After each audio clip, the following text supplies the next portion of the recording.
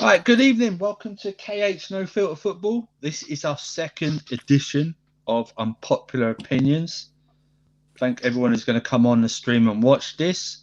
Before you do, subscribe to the channel. We're close to 1,000 subscribers. Also, turn your notification bell on as well, because some people don't automatically do that when they subscribe to a channel. So today's one, we are going to do a call-in. We're going to start off with a few special guests though as well. So we're going to just introduce people. Marshall, how you doing? What's going on, guys? How's everyone doing? All good. Will? Yeah, hello, everyone. Is everyone good? Statman Will. No, we're not having that Will. today. Pie chart Will. Pie chart Will. It's going to be... It's sticking, man. It's sticking. This is what you've done. Yeah. Smash the likes, guys. Also, mods, we'll just keep an eye on the likes as well. Let us know how it's going. Epic Awesome. Neen, how are you doing? I'm good, man. I'm good. Yeah? I'm chilling. You good?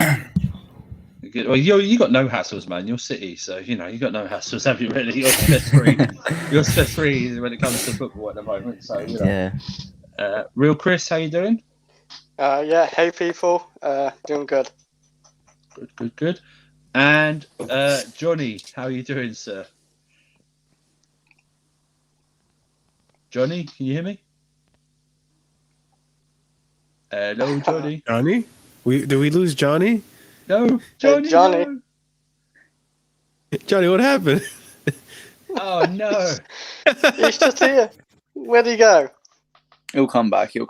Oh, okay. I was. Oh, damn. I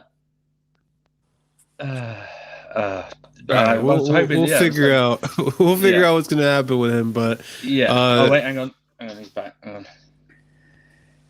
Hi, Johnny. Yeah, sorry guys. It's all right.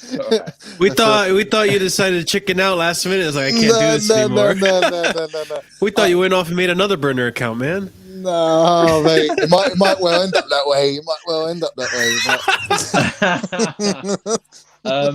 All right. So what we're going to do is, as you guys hopefully would have seen, we gave our unpopular opinions. Yesterday we had Carefree Lewis and Alexis on with us, but we didn't do a call-in show because we were going to save it for this one. If you were on a previous stream, you probably heard what Johnny's unpopular opinion was, but we wanted him to save it because otherwise that stream would have gone on for another 6 hours. StreamYard saved us and disconnected us. Yeah, exactly. His one actually blew up. Can I just ask? All right, before we start? There's like a guy called Deep State Misinformation. He's called me a racist enabler. Please, I'm banning me. Yeah. So yeah. Come on, guys. It's not supposed to spread positivity here, man. It's false information. And also, I've shared the link on the League on the Discord server. So okay, cool. Thank you, Epic Lynn. Thank you. Okay. Yeah, no need for that in the comments. Yeah, no guys. need for that. We don't want that in. Yeah, we don't Alex, want this. Alex we don't CFC, want that in this community. And Chris, I know as well. You know who to put in a ban any of that racist or anything any like sort that, of any sort of comments, sort of comments like that, you'll be banned instantly. Yeah, exactly. We're not here for that. We are unfiltered, fine, but we're unfiltered about football. Okay, football opinion. Yeah.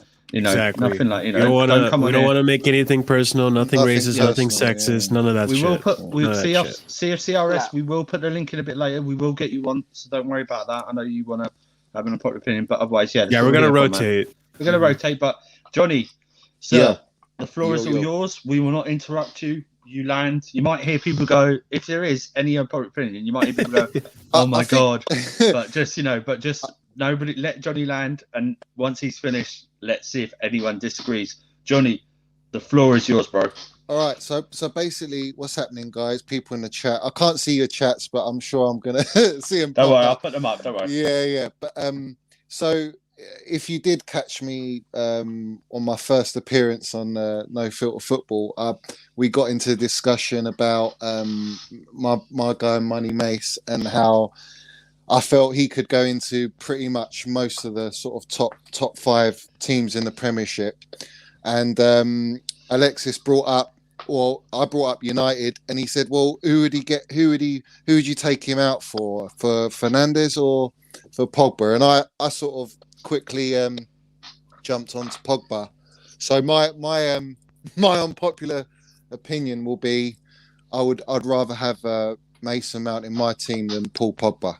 That's where I'm going with this. So all right. So Johnny, I'm gonna need you to elaborate a little more. Why exactly is it that you believe? He will. Johnny, Johnny, you explain why, yeah? Well, obviously I'm gonna explain. I mean, I've got a few little stats and that to sort of help my argument, but I would imagine most people on the surface would be like, you're absolutely crackers, you don't know what you're on about.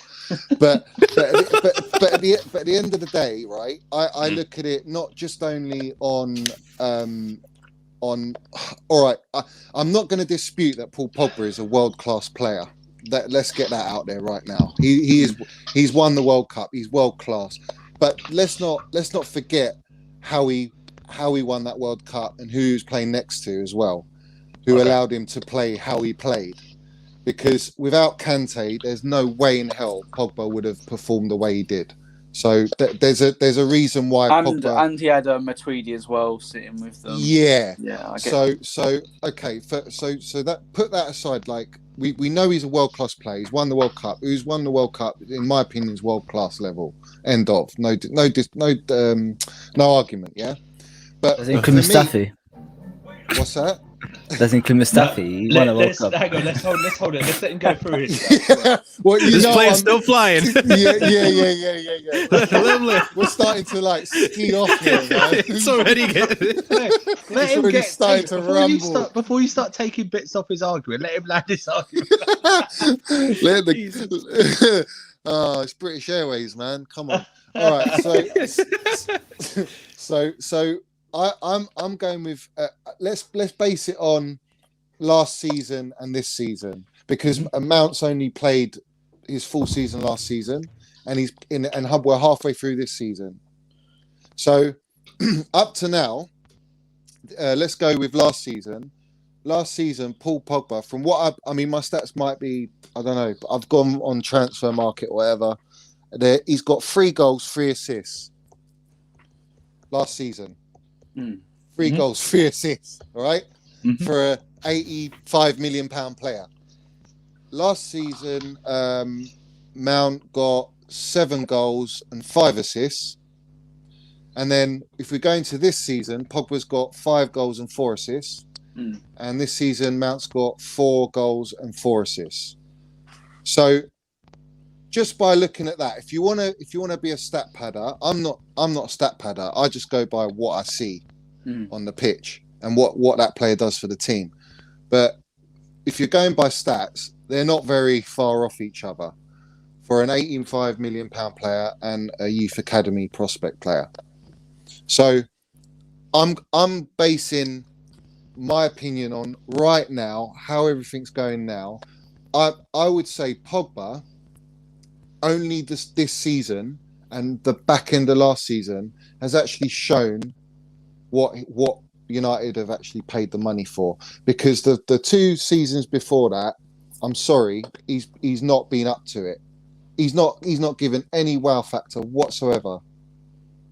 So for me, I would have Mount and save my £80 million mate, and go on and have a player that is going to grow to be world class level eventually.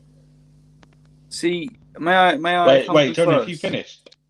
Kind of, yeah. I mean, I'm guessing like everyone's going to come now, but no, I'm actually not, because I see where you're coming from. As in, you said that Pogba technically is the better player and he's world class. Yeah, of course he is. But if you would rather have him, I can't really say you're wrong in that sense, because it's who you'd rather have. Yeah. So, and I know you talked about stats with goals and assists. I don't really look at goals and assists. I tend to look at other statistics instead, because goals and assists can be a little bit of a false image at times. But I get what you're saying. If you want someone like Mount over a player like Pogba, then I guess that's just your preference, really. I can't really dispute it. I don't necessarily agree, but I sort of see where you're coming from. If Pogba was like literally producing, those magic moments, consistently, kind of doing what Bruno's doing in a sense, I mean, you would say you're crackers 100%. But I think with Pogba he's got all the talent and all the potential, but he's at a level where it shouldn't be potential anymore. It should be I'm delivering it consistently. And he's been settled in that United team for a while now. And I think we're only just starting to see it. Now, someone who's world class should be, you can do it on a world stage. It's difficult because I disagree in the sense of, as there was a comment that was brought up, 18-19, he was very good that season. Actually, I thought that was probably his best season at Manchester United in 18-19. Yeah. The first season, I wouldn't say it was a failure. He played in important moments which won them a double. To be fair, I only think that the only two bad seasons I can really remember. I don't think he was that good in. There was moments in 17-18 which he was good. I don't think he was that good that season, but overall he wasn't. He was still playing at a decent level. Maybe not his full potential. I think the thing is, these are stats on 18-19. I'm looking at stats at 2020. That's fair enough, Johnny. Only when Mount played. Like I'm not disregarding before. I'm talking about, like, if you want to compare like for like, let's compare within those two seasons as opposed to seasons before. That's where I'm going with it. So let's have a bit of an angle. I see with Pogba though, I think you've got. I don't know. There is probably. I could name maybe two midfielders in the world I'd rather have than Paul Pogba, if I'm being honest. Maybe three. That's fair. I think that's fair. And I'm kind of on the same boat as Will, where, like, look, let's get it right. And I'm not a Mount debater or anything, but I've said this before, and multiple people will tell you the same thing. Mason Mount is pretty much any manager's wet dream. They want, they want players that give their all on the pitch. And I get where Johnny's coming from. I'm not going to lie, because you see Pogba, and it happened the beginning of this season even, where, like, Man United players were complaining that Pogba doesn't do jack shit on the pitch sometimes. He disappears. The man wants to be everywhere on the pitch, doesn't listen to the tactics. It's... Sometimes you get players that have an ego, and it's just so hard to deal with that. And, Ali's been struggling with that in the beginning of the season.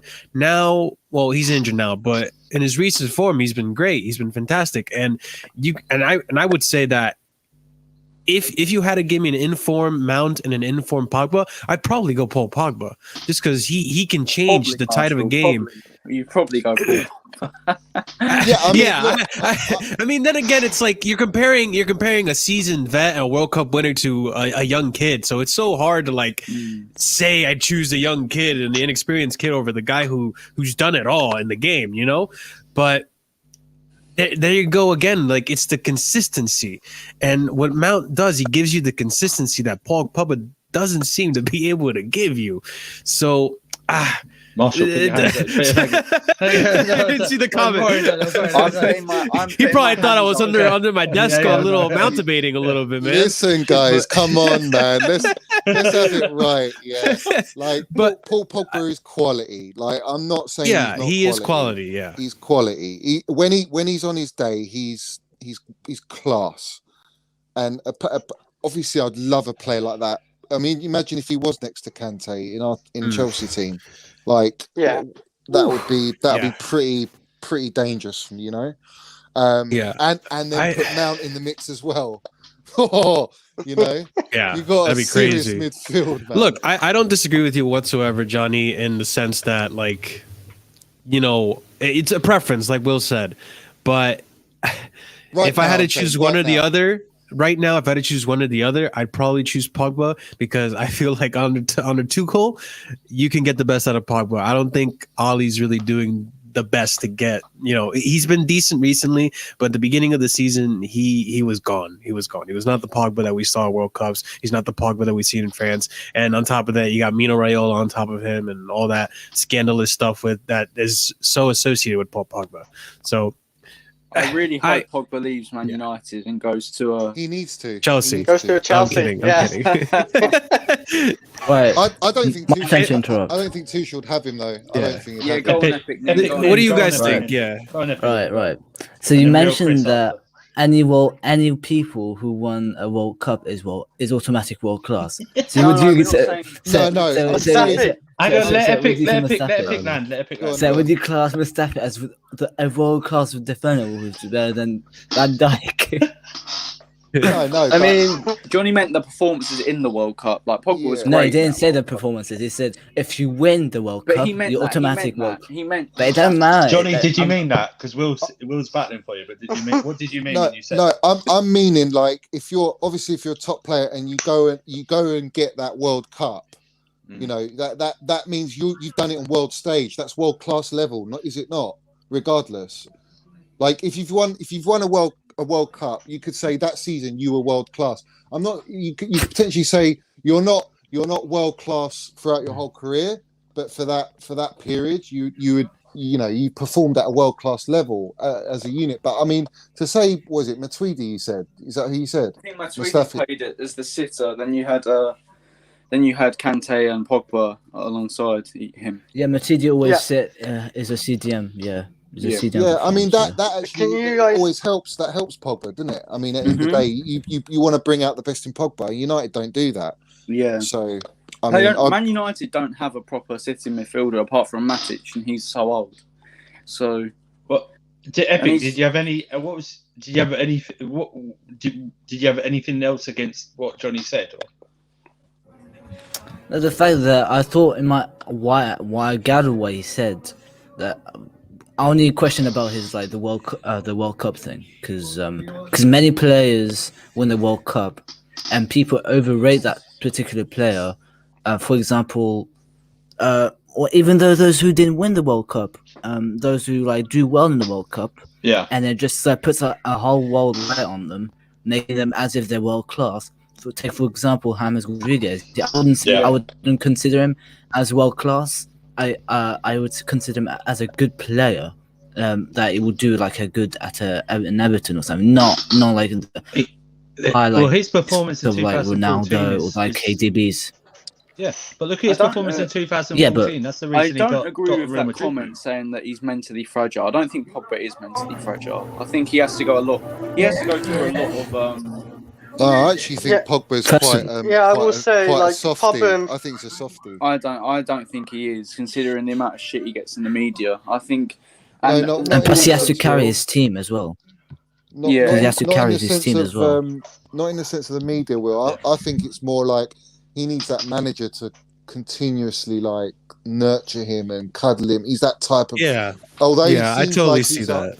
I know he looks like that kind of I can take on anything, but I think he needs that hug around him and all that. I don't even mean it in that sense, but if you ask, not if you ask that yourself, but if you look at interviews with Man United players, they always talk about how Paul Pogba speaks to them and how he can sort of get a dressing room motivated and things like that. So I don't think he is mentally fragile. I don't agree with Let's that. hear from Real Chris. What do you think? I'm Paul Pogba. On this, on Johnny's. Yeah. Yeah, Chrissy. Well, yeah, I would definitely have Mason Mount if you go choose between the two because of Mason Mount's age and he gives you everything on the pitch, so he will improve for any manager, I feel. But if it's on the day, for a couple of years maybe, Paul Pogba because he's world class and he's done everything. So yeah, I would choose Mason Mount for the future and Paul Pogba for now, I guess. Fair enough. That's how I Johnny's put a very logical argument. I think we all take the we banter Johnny that he's like a Mount's public defender essentially, king of the mountainators. But yeah, exactly. Yeah, I don't call he's him like his big shield. I don't call him a mountainator because Johnny will listen to you at least. Okay. Yeah. No. He doesn't go. I was afraid Johnny wasn't going to come in with logic on this one. Yeah. I thought he was going to come. I was ready. He was going to come in, but you know what? Johnny prepped, which I like. He had. He did. He came in with his stats. Johnny, you're safe this time. Yeah. Well, it's a big statement, though. Come on, man. I've got my reputation on the line. Andrew, Daniel made a comment about Bruno better than Pogba. Do you think that's true? Because I can't lie, I completely disagree with that. I completely disagree with that. I completely disagree with that. Before we continue, I think Bruno's more consistent. but I think Pogba, like for the big games and everything, he is definitely better. Performance-wise with Bruno, I don't even think he has many standout performances. I think he's just a moments player. What were you gonna say? I misunderstood that. Wait. Are we saying that Pogba is better than Bruno, or Pogba is not better than Bruno?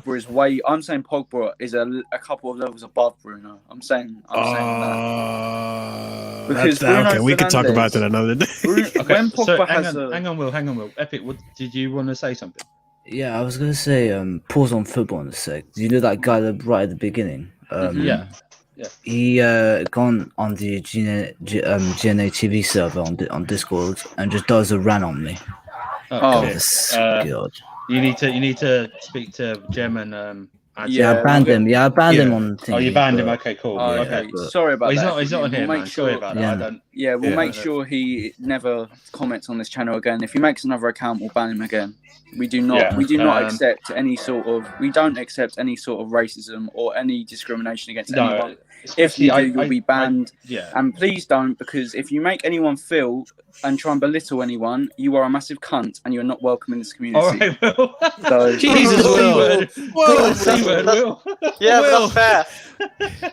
Will with some hair on his chest today. Jesus. He turned 16. Put pubes in your coffee today. He's turned 16 and those balls are dropped. So sorry, man, Will had some black coffee today for the first time in his life. I feel it's a compelling argument. What I will feel is Pogba obviously has the name recognition. He's won the World Cup. I thought he's always played well for Juventus. He's played well in patches for United, not consistent. Yeah. I think he's not had the greatest managers at United as well. Pogba is not a Mourinho player. I don't care what anyone says. No, he's just not the way he fits out. And Ollie, Ollie's Ollie. He's riding whatever he's riding at the moment. But listen, I said this on another stream, and I don't actually mean it to discredit Mount or it's not a thing against Mount. I think comment woke up and hang on. Let me just stand. What were you saying, Andrew? I'm sorry. This. I said this on another stream. I think Mount, and they're not the same player, has sort of a future where he turns out to be like a Jordan Henderson for us, where he will slowly become appreciated more by an entire Chelsea fan base, but not by other fan bases. Yeah, not in the fact he'll never be rated. He'll never be rated. How he's respected. He'll never be rated by any other fan base apart from his own one. But he'll win his own fan base around. He'll be that type of player where, like a Michael Carrick from Man United, who wasn't always appreciated at the time, but now is. Sort of like that. Real Chris, what did you want to say, mate? On Paul Pogba, like managers and all that, which manager would you think will get the best out of him? Like a Pep? Yes. Probably, yeah. Yes, I would probably say Pep. I think a Tuchel or an Ancelotti could get. I wouldn't say Klopp though. I wouldn't say Klopp. No, definitely not. Really? Definitely not. No, I don't think Klopp. He doesn't look at the way the midfield. That's why Thiago's not working out so well, because I don't think Klopp knows how to play. Oh yeah, you're right. And I think Pogba he's sort of like that in terms of he likes to spray the passes around, take his time. Whether that midfield is very energetic and high paced. Not like Santana, Mount would be very intensity. good in that. Mount would be brilliant for Liverpool. Klopp would love Mount. Yeah, Klopp would love Mount. He would get into Liverpool's side. He would. That's literally why I'm saying Mount is literally every manager's wet dream. He'd walk into any team. Literally. The only way he gets more respect even from his own fan base is if he starts banging in more goals. If he starts banging in more goals. I'd love to see. And that's going to happen. Ancelotti. He ain't got a bad shot though. Oh, sorry. It's developing. I've always said this. I'm going to make this the last point because I don't want this to be a Mount stream. Let's not. I'm ready for anyone. I will say this. I want Mount to be more of a traditional number 8, the Frank Lampard number 8. Okay, get in the box. I 100% agree. Work and you finish. That's it. All right. Epic Nin, let's move on to you, my brother. What have you got as an unpopular opinion? My unpopular opinion is Haaland does not live to the 120 million price tag. Sorry, what's that in the background? It's just my people watching on the TV. Sorry. But, okay, is it a program or anything like that? Yeah, program. Yeah. Do you want to put a mute on it, mate, just in case? I don't want to get like a copyright. Yeah, exactly. Yeah. I don't know what it. Yeah. Okay, so you don't think Haaland can live up, or you don't think he's worth 120 million, or live up to 120 million? He lives up and worth 120 million. Okay, go ahead, mate. Land your opinion.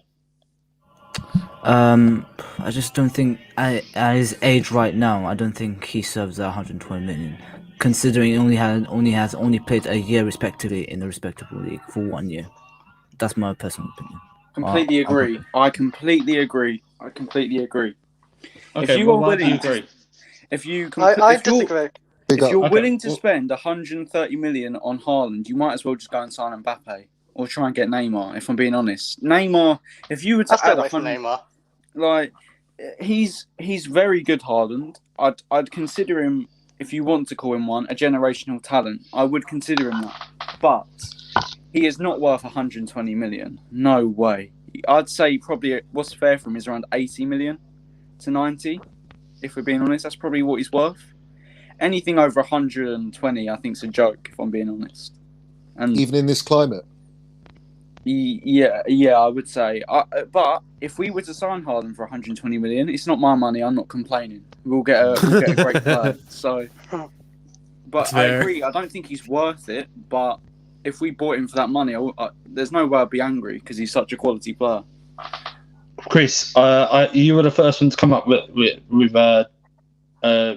opposite view. Oh, well, like with Erling Haaland, he's like 20, right? Yeah. Oh, my dog going off. I don't know. Can you hear my dog? Is it the one in the picture? No. Yeah. Well, yeah. He's barking. Wait, is he quiet now? Yeah. No, we can't hear. Well, we don't know. Okay. You're there. Well, Erling Haaland's like 20, right? And you say one season, but he had a really good last season, and this season he's having a really good season. So you got to count it really as 2 good seasons. And you say like 120 million, he could cost like 200 million or 220 after like 5 years or something. So can you hear him? No. I just agree with this comment that Andrew highlighted. But yeah, go on. Yeah, so Erling Haaland could actually go up to like 120 million and like help us win leagues and other trophies. So I think it'd be worth 120 for that reason. I agree with you in the sense of yes, Haaland is a player that can elevate your team. If you give him chances, he'll score loads of goals. I just mean if you could spend a little bit more money and get one of the best players. I mean, is Haaland probably is world class when you think about it. I would say he's an Aubameyang essentially. His all-round game. I actually agree with you, opinion, in that sense. I'm saying I think his finishing is better than Aubameyang. Statistically, it is, and his tally is fantastic. His conversion rate is brilliant. I don't think his link-up play is that good. And everyone tells me him and Werner would work well together. Why would you play Haaland, a player that's not known for link-up play, next to a player that can't control a football? Why would you? I think Epic Nin just made Aubameyang smile with that comment he made. How could being compared to a bubble club? To be fair, though, Aubameyang until this season has been very, very good, like top class in most of his seasons that he's played since he joined Dortmund. So I agree with him in that sense. I think he's definitely better than Aubameyang, but I agree with him. When you make the comparison, I can see similarities, if you get what I mean. So yeah, I think it's a good opinion, if I'm being honest. I think it is. Johnny, yeah. What do you think, man? What do I think Haaland's worth? Do you agree with what? Yeah, do you agree with what Epic Nin said, or do you agree with what Epic Nin and Will said, or what Chris said? No, I personally think you're all crackers, mate. The guy's a top class player. He's young. He's going to grow to be the best striker in the world. I see Mbappe as a different type of striker or centre forward to him, so I'm very, very on the fence with comparing them. I think if you're gonna pay over 130 million, the only player you're gonna pay over 130 million for me is Mbappe. I think Haaland, that's his ceiling, 130. I can't see anyone paying over that, maybe 110, 120 max. But I think for Chelsea, they have to go and spend the money and get him, because there's no one better than him out there. There's no one. There's not any striker. And I think if you do miss on that opportunity and he does go to, say, a Real Madrid, you're going to see an unbelievable player for the next sort of 7 years. Yeah, Johnny, you mentioned Real Madrid. If they wanted Haaland, I think they'd get him. I think if they wanted him, they get him. But I see them going for Mbappe, if I'm being honest. Because have you seen the report saying Mbappe doesn't want to be a striker anyway? He wants to be a left winger. Left winger. He is a left winger in my opinion. Yeah. He reminds me of Henry in a way, if you get what I mean. I would do a deal. I'd do a deal like, depending on how Pulisic goes. If I was to, who was it? Alexis said his unpopular opinion was to let Pulisic go. Yeah. I would do a deal with Pulisic and PSG, because I think he'd suit PSG, Pulisic, and then we paid up the money for Mbappe, but he ain't gonna. He wants to go round. Yeah, they wouldn't swap Mbappe for Pulisic, unfortunately. I don't think. Not a swap, Marshall, but you paid top money. Still. Marshall, let me get your view on this. What do you think? Look, I mean, let's get one thing straight. The reason Haaland is even going for the price he's going for right now is not just because of the player and the value and all that stuff. It's also because we're trying to buy out the rest of his contract, isn't it? He's going to be cheaper next summer, but we're not. Chelsea isn't trying to do that just because we're trying to beat the competition. So it's a little unfair to say that Haaland is worth this much. It's not really that it's worth this much. It's just that right now that's how much it would cost to buy out his contract, right? Mm. Even considering that might be the price that we pay for him, you're not paying for the player now so much. You're paying for what he can bring you from here till for the rest of 5-7 years, however long we decide to keep him. Yeah. Look at the likes of players like Messi. Look at the likes of players like Neymar. Look at the likes of players like Ronaldo. These are players that around that age, they were also breaking transfer record prices and stuff. And I'm sure they had people that were, I guess, upset and didn't believe the hype of them. And then they went on to be these amazing world-class players. And they still are. Don't get me wrong. But with Haaland, I disagree, man. I think this kid has shown that he can compete at the top level. He's doing it levels. Not only in Bundesliga, he's also doing it in Champions League against a Sevilla team filled with veterans. And on top of that, Will, I know Will. On top of that too, he reminds me a lot of Drogba in a lot of sense. Just because of his build and his shooting ability. I don't think he is like Drogba. Let him land, bro. Let him land. I look, he's 20, right? He's 20, right? Am I getting that wrong? He's extremely young. I really think that we pay the price now, and in next season, 2 seasons, 3 seasons from now, it'll come back in dividends. We'll get the money back that we paid for him as a result of Champions League titles, as a result of league titles. It will pay off, and you will see this player develop into what I personally think is going to be the next Drogba. And I'll leave it at that. May I ask a question? No, you can't. I'm sick of your If we're spending 130 million on Haaland, why don't we just go and get Harry Kane? Why not? I don't want Harry Kane. Because Harry Kane is a better player than Haaland all round. No, this is the thing. Good of a goal. Yeah, but Haaland's 20. And he's injury prone. Exactly. Kane's 27. Kane's 27 in his prime, eager to win trophies now. I'd rather spend the money on Haaland, mate. I think he's not injury prone, Will. Let me say my say. With Harry Kane, we've already got a player whose legs we're worried about. This guy gets an injury every season with his guaranteed. Ankles. Every season, guaranteed. The last 4 years or so, he does bang in the goals, fine. But he's now entering the prime of his career, and Yeah, and to add on to that, if you put Harry Kane in a Chelsea jersey, you might as well burn the jersey. May I add as well? You might as well. He'll flop. Wait. I'm not discrediting Haaland in any way. I'm just saying Harry Kane is a better footballer than Haaland. I don't think that's. I understand, but I'm now in. First of all, I want Chelsea fans to get this argument out their head when they go, "Oh, well, it's too much money." It's not your money. Our owner just built a frigging yacht for £430 million. Do you know what I mean? So he doesn't care how much he's spending. You know what I mean? It's not your money. If we have an opportunity, we need to get this player. We need to get this player. Even if we don't get Haaland, we will sign a striker this summer. And but who else is there? Will I'm not saying I want anyone over Haaland necessarily. I'm not saying that. No, but say we don't get Haaland. I think we could go for Lukaku. I reckon we could go for Lukaku. I don't want Lukaku, man. I don't want that. I don't want him no more. I gotta say, man. Well, I understand. Lukaku is he's doing very well at Inter. Elephant touch. Right. Haaland just gives me. Haaland gives me this thing.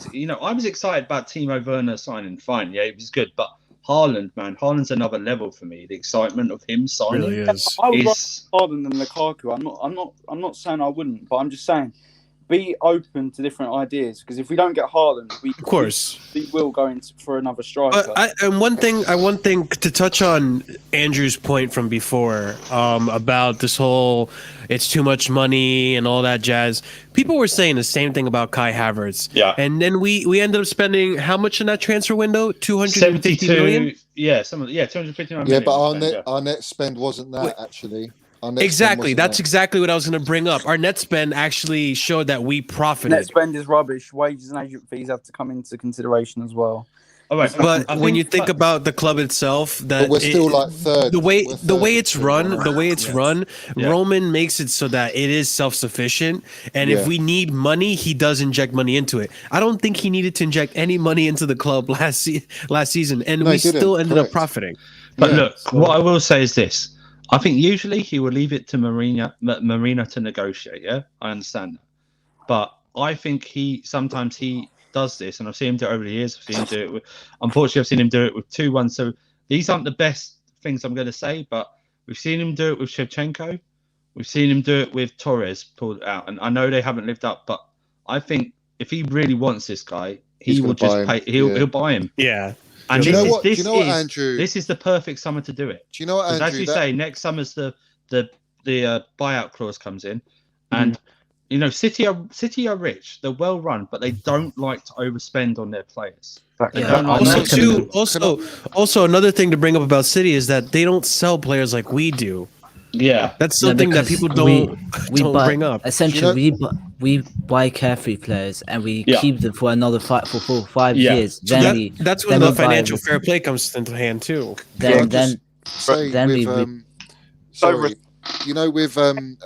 Remember when Abramovich paid for the plane for Neymar? We were actually going to sign Neymar. Yeah, and he decided, from his advice from his dad and that, he ain't getting on the plane. And imagine if he did get on that plane, man. We'd have signed that player. Real Chris, man. Let's finish on. You have the last point on this, and we move on to your one. What do you have anything to say on this? On Haaland. Haaland, yeah. I've already said, I would take a Haaland because, for investment point of view, he could give us more money in the future if we do sell him, and he will win us trophies, I think, because he's a world-class striker and he will become a Ballon d'Or winner. We will get with Haaland. If we play him up front with Werner, I'm going to throw up. I'm actually going to throw up. All right, okay. Well, Will, what did you say? Epic. He said he's going to throw up if we pair him with Werner or something like that. So, Epic Nin, that was an excellent one, man. We had disagreement on that, but we're not shouting at each other. So, Real Chris, my man. I think you know what yours is, and probably going to have less impact because the person who you probably want to say it to is not here. This is for Kai anyway. Okay, go ahead, mate. What's your unpopular opinion? Well, my unpopular opinion is Declan Rice is a top because he has a lot in his game and he's very consistent. is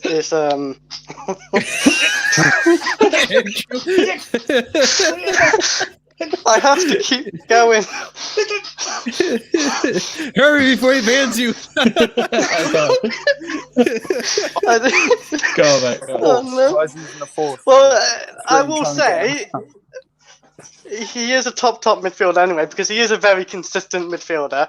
Like for what's it called, for West Ham this season, he's kept like 9 clean sheets. He can play multiple positions this season. He can play centre back, CDM, centre mid, probably. Hello, Chris. You there? Yeah.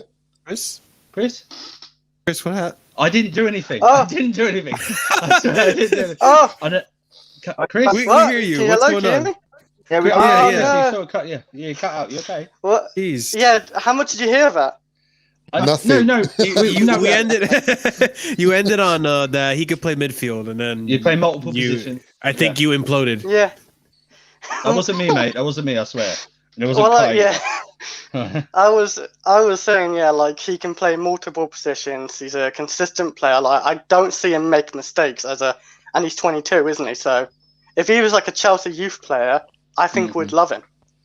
I honestly think we'd love him. And he wasn't he? Yeah, he was. Yeah. Well, yeah, he was until we got rid of He him. means right now if he was. Well, Okay. Rice, I was very open to us signing Rice because I think he's very disrespected, and I think people treat him like shit. Well, I think if people say he's got no technical ability, that is crap. He's a good technical player. He's very good on the ball, but there are better options out there, and I'm not even saying for the price. There's just better options out there. But if we signed Rice, I wouldn't not be happy. I would take him. He'd be a good addition to the squad. But if everyone knows me, I would like to sign Bruno Guimaraes from Lyon. That's the player I like. Do you know what? I feel this is going to be subliminal dripping you're doing to us, because you mention this in every stream, right? And then one day I'm just going to be watching him going, my God, he's a great player, and it's just going to be something like that. And I'm not going to. It's going to be one of those things. But Epic Nim, you're from a Man City view. What do you think of Declan Rice? He's overrated, I think. Okay. At one point, he was priced at 80 million. yeah, he was. I will add to that. Like, I don't think anyone's going.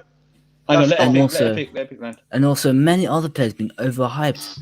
Like, what's it called? Adama Traore. Just because he's big and fast, he means he's a good player. No, he was priced at 70 million. Also, at one point, too many people don't use their eyes, and also you do realize he hasn't even established an assist at one point for over a year or a goal. That Adama Traore. That's how bad he is. Oh yeah, but let's stick to Rice. Yeah, but like I'm just giving a bit of context. Yeah. But he's not that great though. Like if he was like a 32 to 20 million player, yeah, it will be he fits that price tag. But is it the price Epic Nin more than the actual player himself? Out of context, Pep did not say he wanted Rice. Pep gets asked in every press conference. We never wanted Rice, though. Never wanted Rice. But people, what happened was he got asked, what are your thoughts on Declan Rice? And he said he admired them. Pep said he admires everyone to be kind and to not be a dick. From being honest.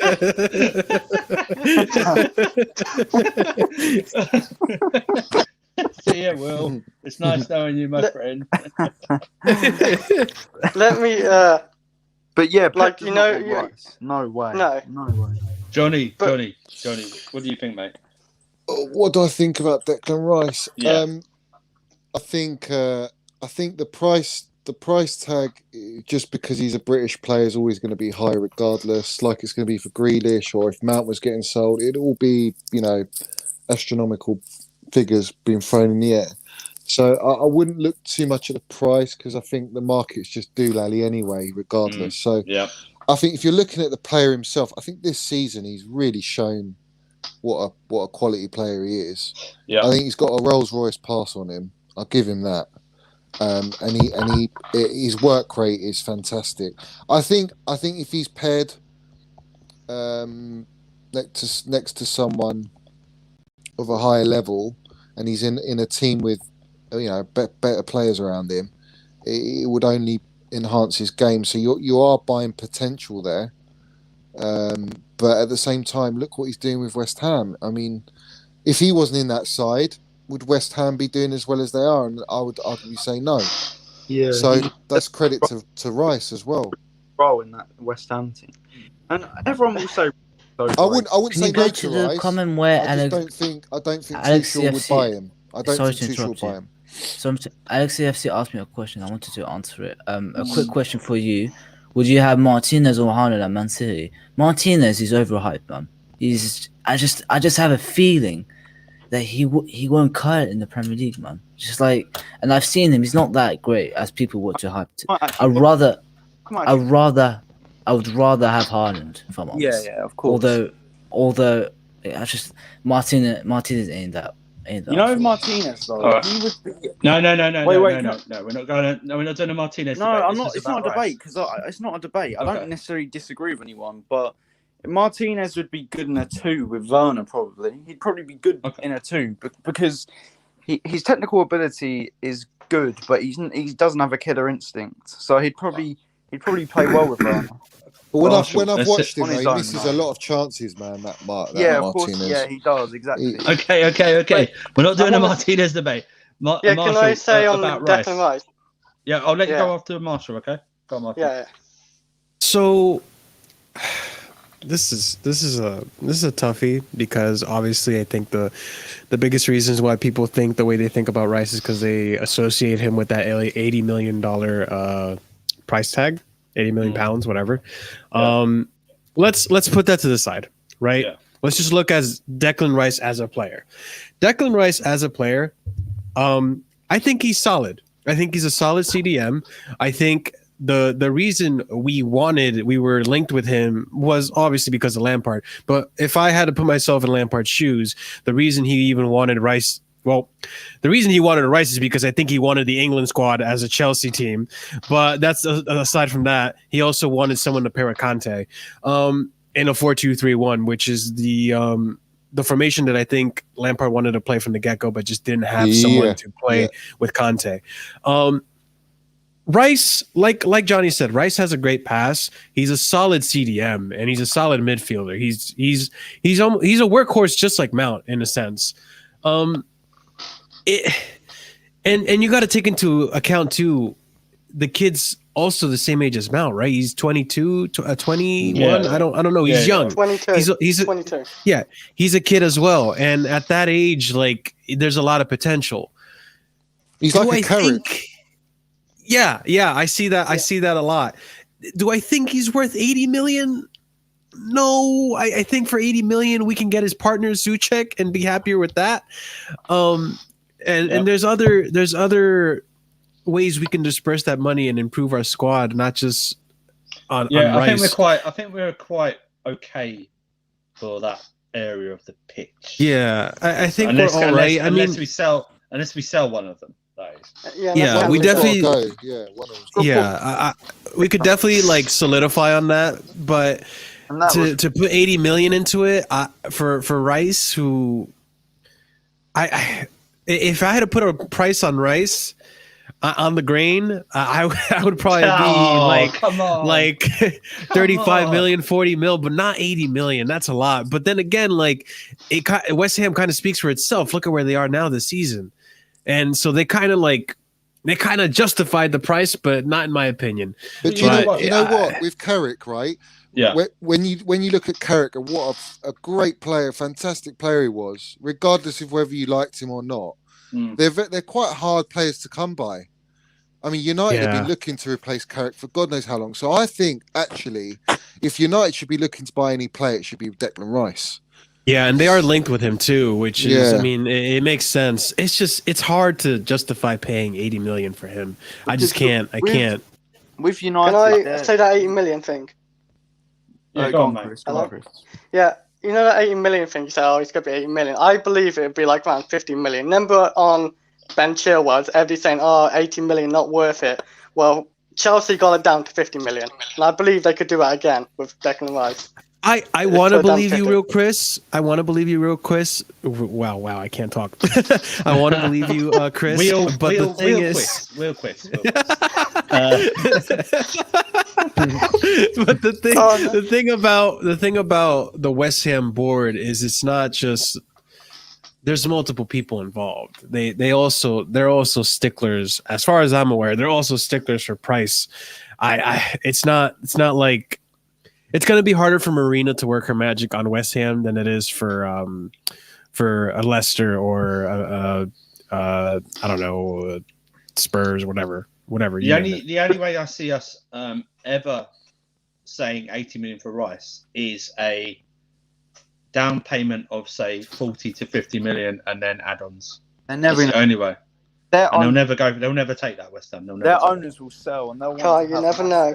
They'll want to keep an asset like Rice. If I'm being honest, well, the way they're performing, they're in a good position, aren't they? Yeah, I'll just say with Rice, I don't know what it is. I don't know why so many Chelsea fans turn their nose up at him. I think he's, you know what? I think he's very underrated by a lot of people. I think he's had a pretty good season, but it's just this season I've seen him stand out. For me, he would need to have another season next season of that. And you know, he's doing very well in a very good partnership with Souček. I do rate Souček. Yeah. As one of the signings of the season so far. Yeah. But Rice, but I wouldn't. But if we were to sign Rice, I wouldn't be going, whoa, burn the Rice shirts, something like that. But Rice, he would be, if we signed Rice, it'd be a 50-50 split, I believe. And Johnny, in the Chelsea fan base. Nice one in Rice, yeah. They have needed a player like Rice that can just sit and who's comfortable. Yeah, I know. Because they're wasting their team at the moment playing Fred and McTominay. Jesus. Yeah. I think they play McTominay. I think they play McTominay next to Rice. Personally, I don't think Fred's good enough, mate. I reckon they'll play Pogba and Bruno. I think that would be a good midfield.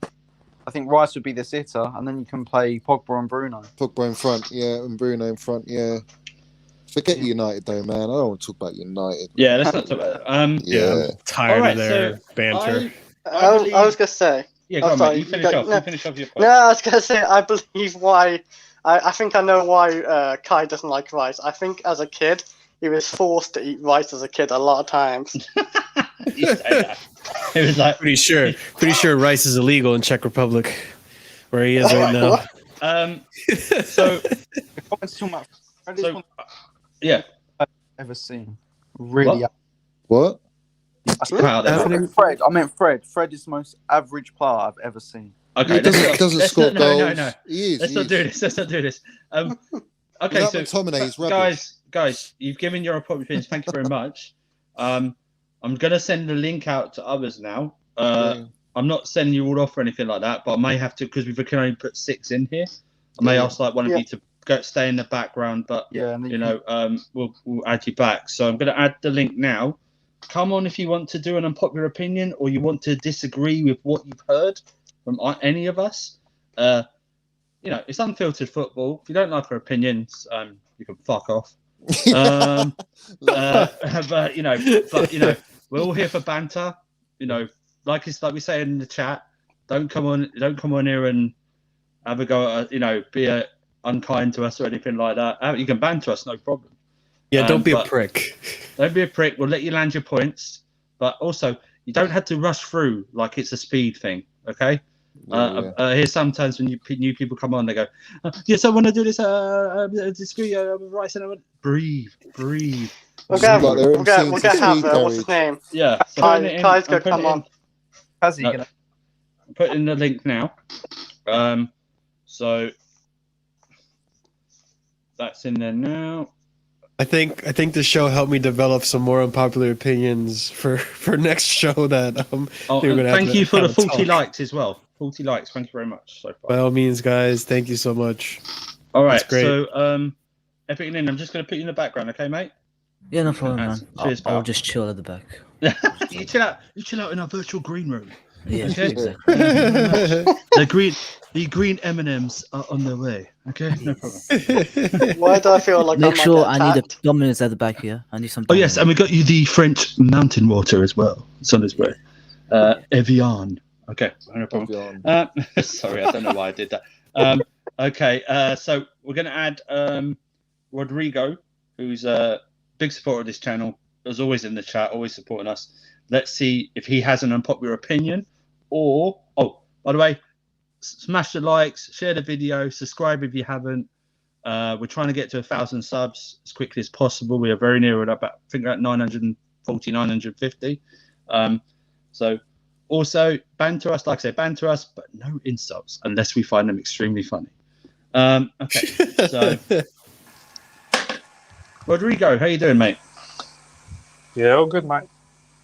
So have you got an unpopular opinion, or did you want to debate or have a counter argument to what you just anything you just heard? Yeah, I've got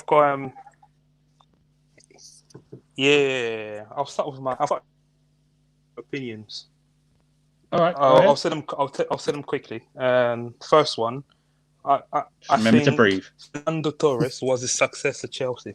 I'll back that with the guy scored one of the most important goals in the Champions League run, 2012. Yeah, and then he scored the second goal in against Benfica to win us the Europa League. And of his time at Chelsea, he had to endure first a manager change when Ancelotti left, and then his injury record wasn't good. But overall, in terms of impact, he was a success. I agree. And the second one, Chelsea best formation. A lot of fans don't like to hear this. Is 3-4-2-1. We won the league with that formation. We actually in England before 2016, we were the first team to win with a back three. To win with a back three, and people before that, people always say you need to play with a back four. Strong defense is always in the back four, but we actually showed we can actually win with it. This even under Frank, all our best wins under Frank.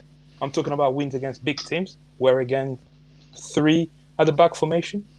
Again, this season again in a 3 at the back. And one more thing, this is not an unpopular opinion, but I just feel like Mbappe is that overrated. I think is basically Aaron Lennon and Theo Walcott.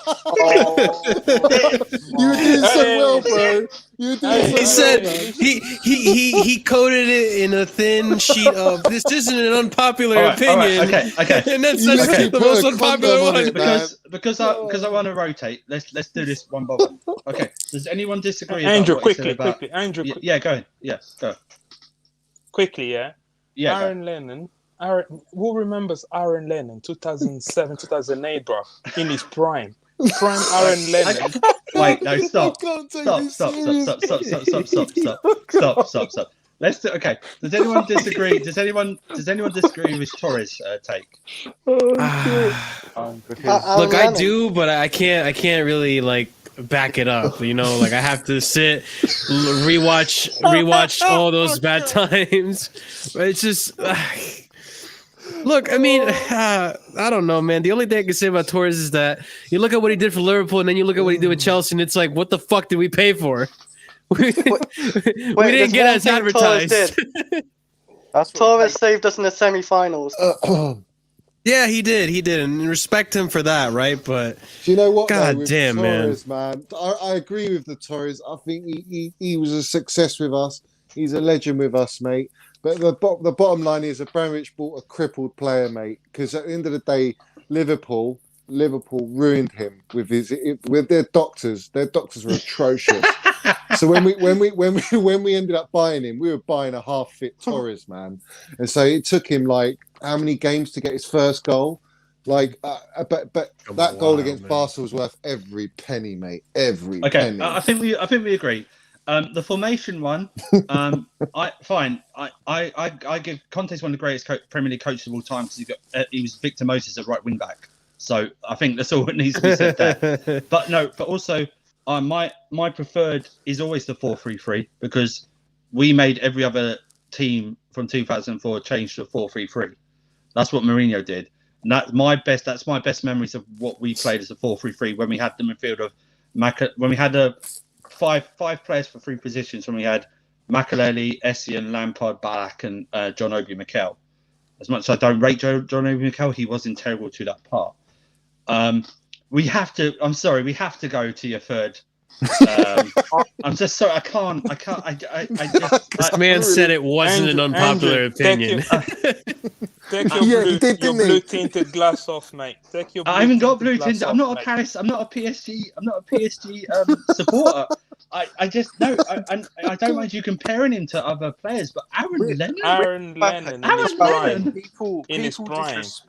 People disrespect that league, that French league, way too much. It's not as bad as French. The French league is made of fruit pickers and vegetables pickers. Let me talk about the French league. Yeah, look how many people came from the French league to us. Yeah, and win Player of the Year. Yeah, a few players have done it. That's exactly. Chris, that's because they were surrounded. I will. If you look at the French league, their talents are so much better than what you have in the Bundesliga. Bar Haaland. Put Aaron Lennon in PSG in his prime. Oh my God! Oh my God! Come on, man! You can't be serious. Seriously, man. Rodrigo, bro, you've been so much sense up to then. I can't understand. Rodrigo, tell me the name of your supplier, please. I need that. Level. My supplies. 8. Yeah, don't say it. It's fine. Kai. Wait, I have to address Kai's comment. What, Leon beat City? Leon beats City because they have tons of players. Raheem Sterling doesn't know how to fucking. He's worse than Werner. He doesn't know how to score an open goal. I'm sorry. That's true. Rodrigo, I'm sorry. Do you know what, Rodrigo? I'm going to say this to you now, Rodrigo, okay? I want you to direct message me on Twitter, okay? Yeah. Because the next episode we're kicking off with this one, okay? Because otherwise, if we discuss this now, no one else is going to get on, okay? Fair enough. Yeah. I don't have Twitter. Okay, so hang on. So you have Instagram. So it's there, right there, next to my name, yeah? Oh, do you have Instagram? Yeah. I'll make a KH filter account on Instagram tonight. Can you put your Yeah. Okay, that's fine. Well, what we do is Rodrigo. Next time we do this, get into the chat early, and I'll send you a link. Okay. Yeah. And I'll get you on. Okay. Because I need you on with. Yeah. I'll come with stat. Now listen, because this was come with stat, but I need you on. I need Kai here as well because I need to see Kai's reaction to this physically. Okay, there's a recency bias. No, don't listen. Don't spill any more tea. Okay? How is there a recency? No, Will. I guarantee you will. You will get your opportunity at Rodrigo. Okay. I just think, just like with Johnny's one, I think this one, I need like a kick it off with this one. Okay. Because I need Kai here as well. I need Kai here to see his reaction. We need to brace ourselves for this one. And Will, I want you to come. You're the stat man as well, so I want you to come back, okay? With stuff. Right. Rodrigo, thank you very much. Thank you very much. You are a big supporter of this channel. Yeah. And I don't doubt you're very serious, and that troubles me. But I'm going to let you go now, okay, mate? But still keep supporting us and keep commenting. Good. I'm in a chat. I'll be in a chat anyway. You're brilliant, man. Thank you very much. I'm going to just add Epic. I'm just going to add Epic Nin back, just to. I can't. Epic Nin. If you could just tell me what you think about what you just heard in under 30 seconds, if you can do it or so. Oh my days. oh man. I think that's it. I think that is actual. You managed to do it in under 30 seconds. So good job there. Good job. That's great. Excellent. Wait, I haven't received my Domino's yet. Where is my Domino's? Well, I don't know. That was not. I think your Domino's heard that comment and decided to go back. Hey man, real Chris, I'm just going to put you in the background, okay? Yeah. That's okay. I'm going to get Hassan on. Keep an eye on the chat as well for me as well. Okay. I'll try. Thank you. I'm just going to add Hassan, who was very Andrew, patient. do you mind putting the link back in the chat? Some people I've just it's there. He just did it. Yeah, he just did it. Okay. Because I know CFC, RS, and Alex Yeah. coming as well. Hassan, how you doing? Yeah, I'm doing fine. Can I just say, sorry to interrupt before you begin. You don't have to live up to what Rodrigo just did. Okay, there's no pressure or anything like that. Okay, so don't. I want you to give your actual opinions. We don't want you to come in here and just sensationalize us and say, Ronaldo's not Cristiano Ronaldo is just a goal merchant or something like that. Yeah. So don't worry about that. So what do you want to talk about, mate? Is it alright if I adjust the Haaland price tag just quickly? By all means. Yes, my unpopular opinion is coming to effect. Yeah, there we go. It works. I mean, I get what he's trying to say with the Haaland price tag of him being 120 million, but I look at other strikers out there and I'm saying, is there any other strikers that are even as close as Haaland currently? And what's the closest thing we've got to essentially a Lewandowski-like striker, like Haaland? And if you were to include Lewandowski's price right now, even factor in his age, he's easily 40, 50 million Lewandowski right now, just because of his output and what he does with Bayern and his impact. So I'm just saying, if you pay 100 million right now, it might seem expensive, like how the Ronaldo to Real Madrid was seen as the most expensive at the world. Yeah. But later on, if it clicks, it's proved to be a bargain. And in my opinion, that transfer could be you getting a younger Lewandowski. I think the thing is with Haaland, we're not saying that we wouldn't take him for 120 million. What I'm saying is, I don't think he's worth that. I think that's what we're trying to say. As in, and he's not... also, I think he's worth it. I think he is. And also, I didn't mention this, but also the thing is, this price tag, so many players come and go with these type of price tag, and then mess their brain up. And when the club buys these type of players, those massive price tag, it hits them in the arse. Which I'm serious, bro. Could I also add to it? Like, I think Haaland's up to it. Yeah, I think. Yeah. And also, you mentioned about like other players. I mean, you could find good players which you could improve them to be on the same level. True, that is true. But if we want to win titles, you want to have a mixture, I guess. With Haaland, I think he is world class. For me, he's the third best striker in the world behind Lewandowski and Kane. This is a problem. Yeah. I'm not saying he's overhyped on anything. Yeah. Hyping to the extent to that. This young age, only 20 years old. If you look at his goal conversion rate and you look at his goals, it's not even just it, because with Werner, his conversion rate was quite low at Leipzig, so he missed more chances than the average striker before scoring. So then you can look deeper into his stats and see maybe he is a system player, and we actually maybe were wrong to buy him. With Haaland, it's completely different, I think. With all respect to the Bundesliga, with Haaland, you're buying a special player. I agree, Epicnin. I think the Bundesliga technically is the worst league out of the top 5. I think technically it's the worst. Can I chime in on something? And this is just a different perspective on this whole, because like I get this idea that we could get another player and develop them into a Haaland. I don't necessarily agree with that, because I feel like we've had these youth players, right? And they've come through Chelsea and they end up moving along because they don't get enough play time. And I think the very special thing about Borussia is that these young players end up going to this club because they get promised game time, they get promised starting time, and they get it, and then you get to see them develop on the pitch. You get to see them develop as well as training and all that stuff. And I think if Haaland never went to Borussia and came to Chelsea, I think we would have ruined him. I think we would have ruined him. He wouldn't be the prodigy he is right now at this age. I think we would have seen Haaland like maybe at 25 producing the output that he has. So look, I think one of the reasons that players like Mount, for example, are like coming to be as players at the age that they are is because he is getting consistent play time. Even when Reece James was under Lampard, we saw how good Reece James was this season because he was getting the consistent play time, the consistent minutes on the pitch, competing in games. Natural development. And I think that's one thing that Borussia provides.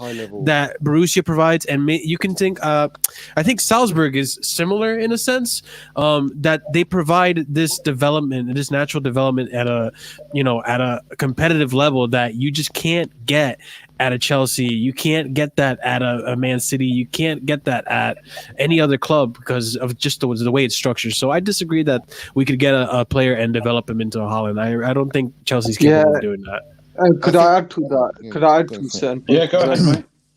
Like what with Haaland is like, I get that you're saying that what Nin was saying about the price tag and how it affects some people's minds, but the thing is, like what you expect from the best is to forget about the price tag that they got on their head and to keep producing them kind of numbers. All I'm saying is, if hypothetically we got Haaland and you're still producing them numbers, then that's how we know he might go on to become the next big thing. And now I'm also adding on to what Marshall was saying about producing another striker like Haaland, because it's them type of players come once in a while. Thank you. You're right. We have a chance now to get a prodigy in. If we miss out, we might not get him, or he might be at a later price, 200 million. So it's like it's high risk, high rewards for Chelsea. Carry on. Sorry. I was gonna say it's high risk and high reward, but for for clubs like Chelsea and City who are not afraid to spend the money and who are not afraid to let it out, I don't see it as an issue. Other clubs, they. I thought you finished. Sorry. No, I'm just finishing off now. As other clubs, like they're hesitant on Haaland's price tag now because they're probably waiting for it. I'm just saying we have a chance now because next year it'll be a massive bidding war for him. It's another Havertz story. It'll be. We're going in to get Havertz. I think waited till the next transfer window. A lot more clubs would have a lot more money behind them. And with Haaland, with Haaland, do you know what I like about Haaland as well? If you compare, I know, opinion you brought up Werner before.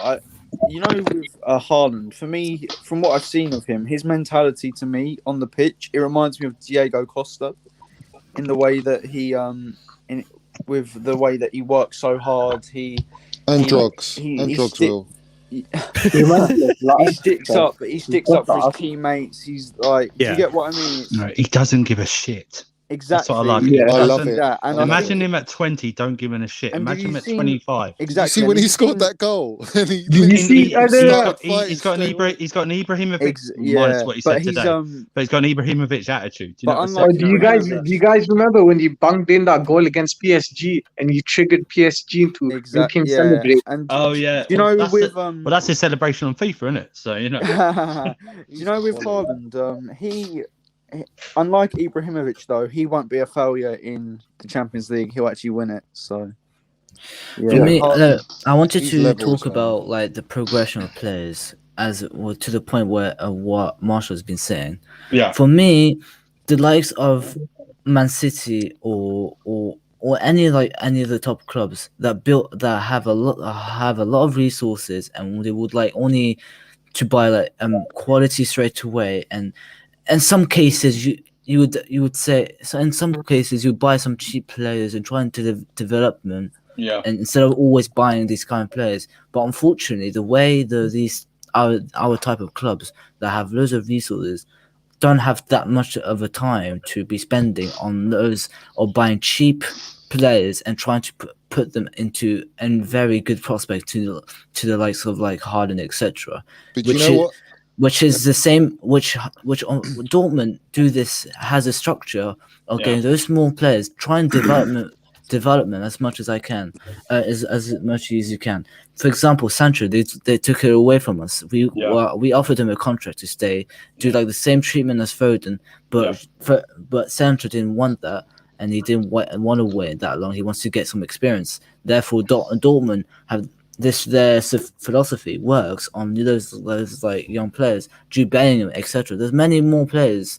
If these type of structures work so well, they're a development club, players. Dortmund. Yeah, they're just a development. Last point from Johnny on this. Last point from Johnny. Go on, Johnny. Yeah, I'll just say that Dortmund are a development club, but with regarding Haaland, there's no other striker in the world that is doing what he's doing at his age, and that is what you call generational.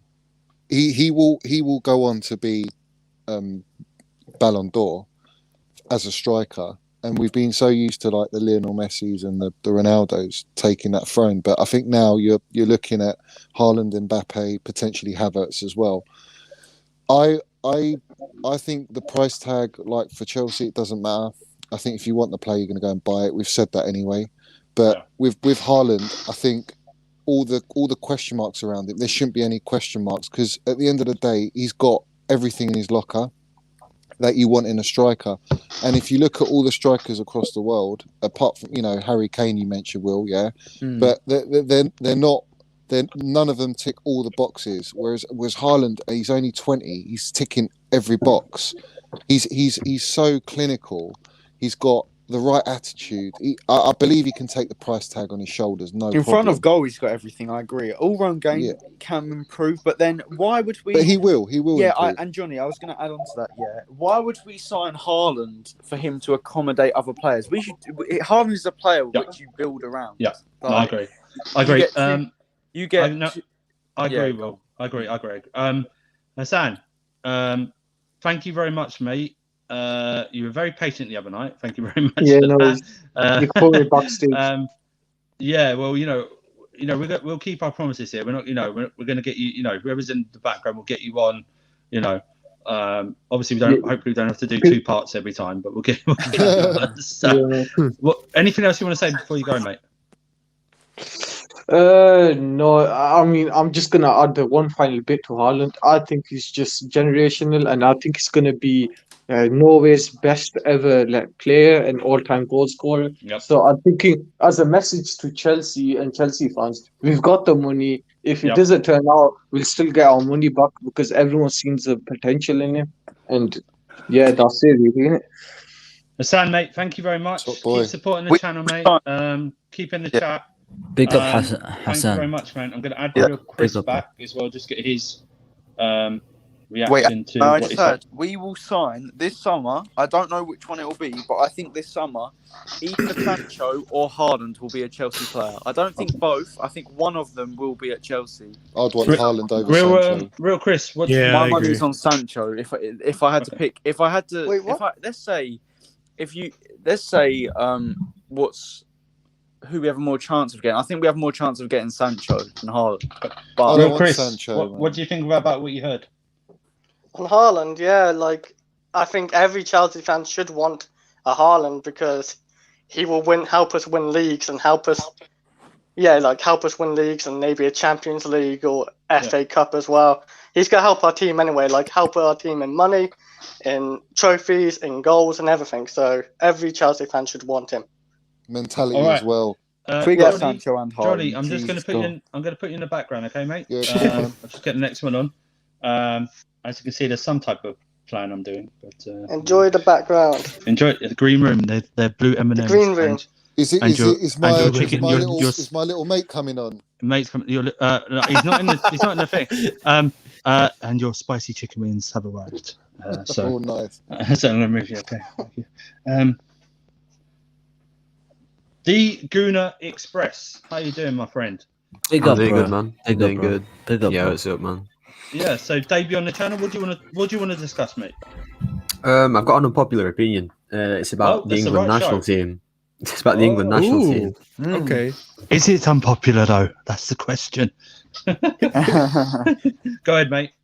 So I see a lot of England fans, English people saying we're going to win the Euros, we're going to go far in it. I don't see that. I don't even think we're going to get to the round of 16. I genuinely think we could struggle in the groups. I think we definitely have the team to get to a final, possibly even win it, or at least challenge for it. But under the management of Southgate and the way that these players just don't work well together, I don't even think we're going to get past the groups, personally. We lost to Czech Republic, I think about, a few months ago.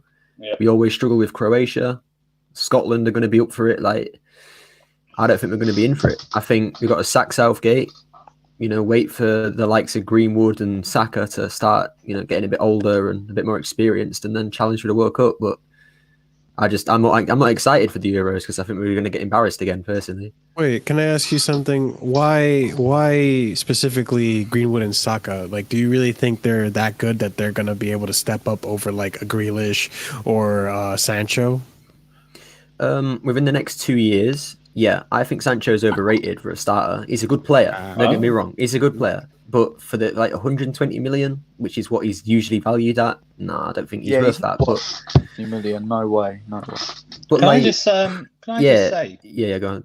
With what you opened up with, I don't think it's an unpopular opinion when you're talking about the England manager itself. I don't know, and I might be. I'm just speaking for me. I'm not speaking for anyone else here.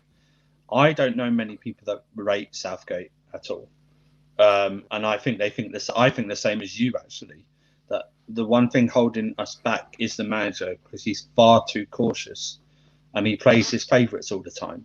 Doesn't play the outstanding formation or outstanding players all at the same time. He would take Saka to the championships, and I bet Saka barely plays 20 minutes throughout the whole tournament. Or he plays left back. I bet he wouldn't play at all because he can't not play Luke Shaw. Let's be honest, he's got to play Shaw. Yeah. Chilwell's going to be up for the left back position as well. Yeah, and then he's going to play Rashford. He's going to play Sancho, Sterling, and Harry Kane.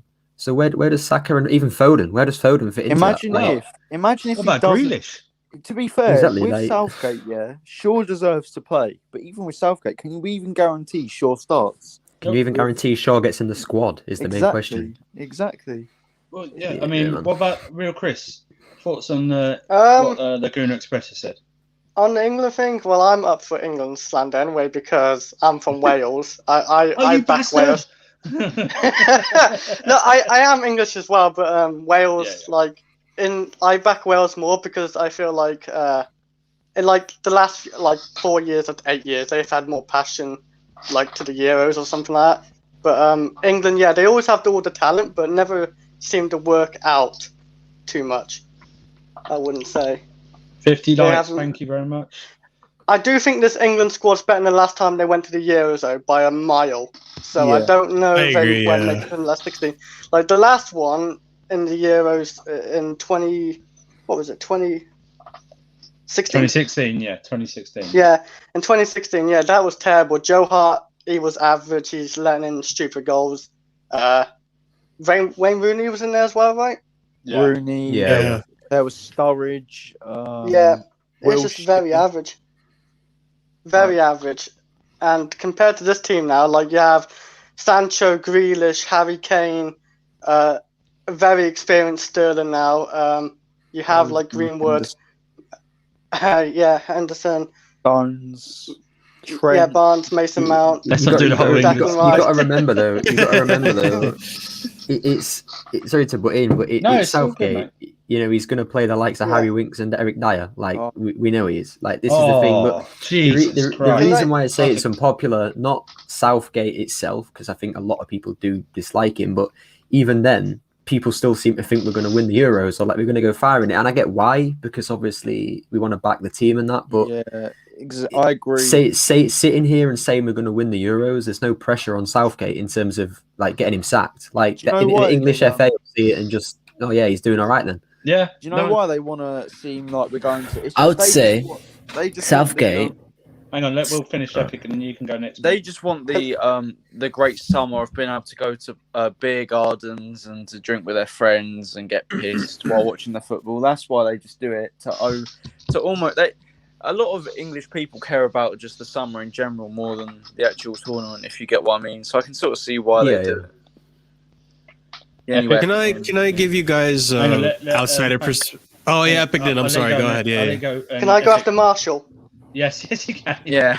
Epic, Marshall, then Real Chris. So I was gonna say, I would say Southgate is going to be an equivalent of Ole. Listen, but he will need individual brilliance to carry him through the tournament. Yeah. And eventually we'll be doing a semi-final Ollie and get knocked out of that. Yeah, no, I get knocked out by Greece or something. An Ollie semi-final. Marshall, let's hear an outsider's view, as you said. I mean, it's kind of funny because I feel like the United States is like in the beginning stages of what England's national team is going through, where like we have so much talent now. We're talking about Des, Pulisic, Jody. If you want to talk about like domestic stuff, Jody Morris, Josie Altidore, Reina. Stefan, Reina. There's a lot of talent, a lot of American talent because we've improved the way we farm up. Yeah, he's injured now, but he's you have like an American player called Jody Morris. Now you're making me doubt myself. I don't know. I think he plays for Swansea. Jody Morris. Okay, carry on. Sorry, carry on. No, do you have I think I fucked that up actually. No, it's okay. No. Do you have who's the player that plays for Fulham? Robinson. Yeah, Anthony Robinson. He's another one too. Jordan Morris. That's the guy I'm thinking about. Oh, I'm sorry, not Jody Morris. Jesus Christ. Jordan Morris, who's now injured, unfortunately. But like, there's so much talent, and I feel almost bad for Southgate because it's I see it. You guys have a lot of talent. But it's almost like what Lampard had to go through, and kind of what Tuchel's going through too, where we don't know how to fit every single player in there. Like you had one formation where you were playing like 5 in the back or 3 in the back with 2 wing backs, and then there's other formations where you're playing 4-2-3-1. It's always changing because you have to fit. You have to figure out how to fit all this talent, and it's the same issue that the United States is going to go through soon when we have a squad and have to figure out how to fit them all. I kind of agree with what Epicnin is saying. That Southgate's going to have to depend on moments because at the moment right now, he can't figure out a formation to suit every single one of these top class players that he has. And it's just he's going to have to settle on one formation and hope that the players can step up to the moment and get him through. But I don't know. That's a tough one. I can't really tell you if you can make it through or not. Because there's so many quality teams. You got Portugal, France, even Belgium. Like you guys already know what you went through with Belgium. Yeah. What? England you know about England managers. This is to everybody, even the comments. Which manager would you have take over England? Eric Dye. Sean Dyche. Eric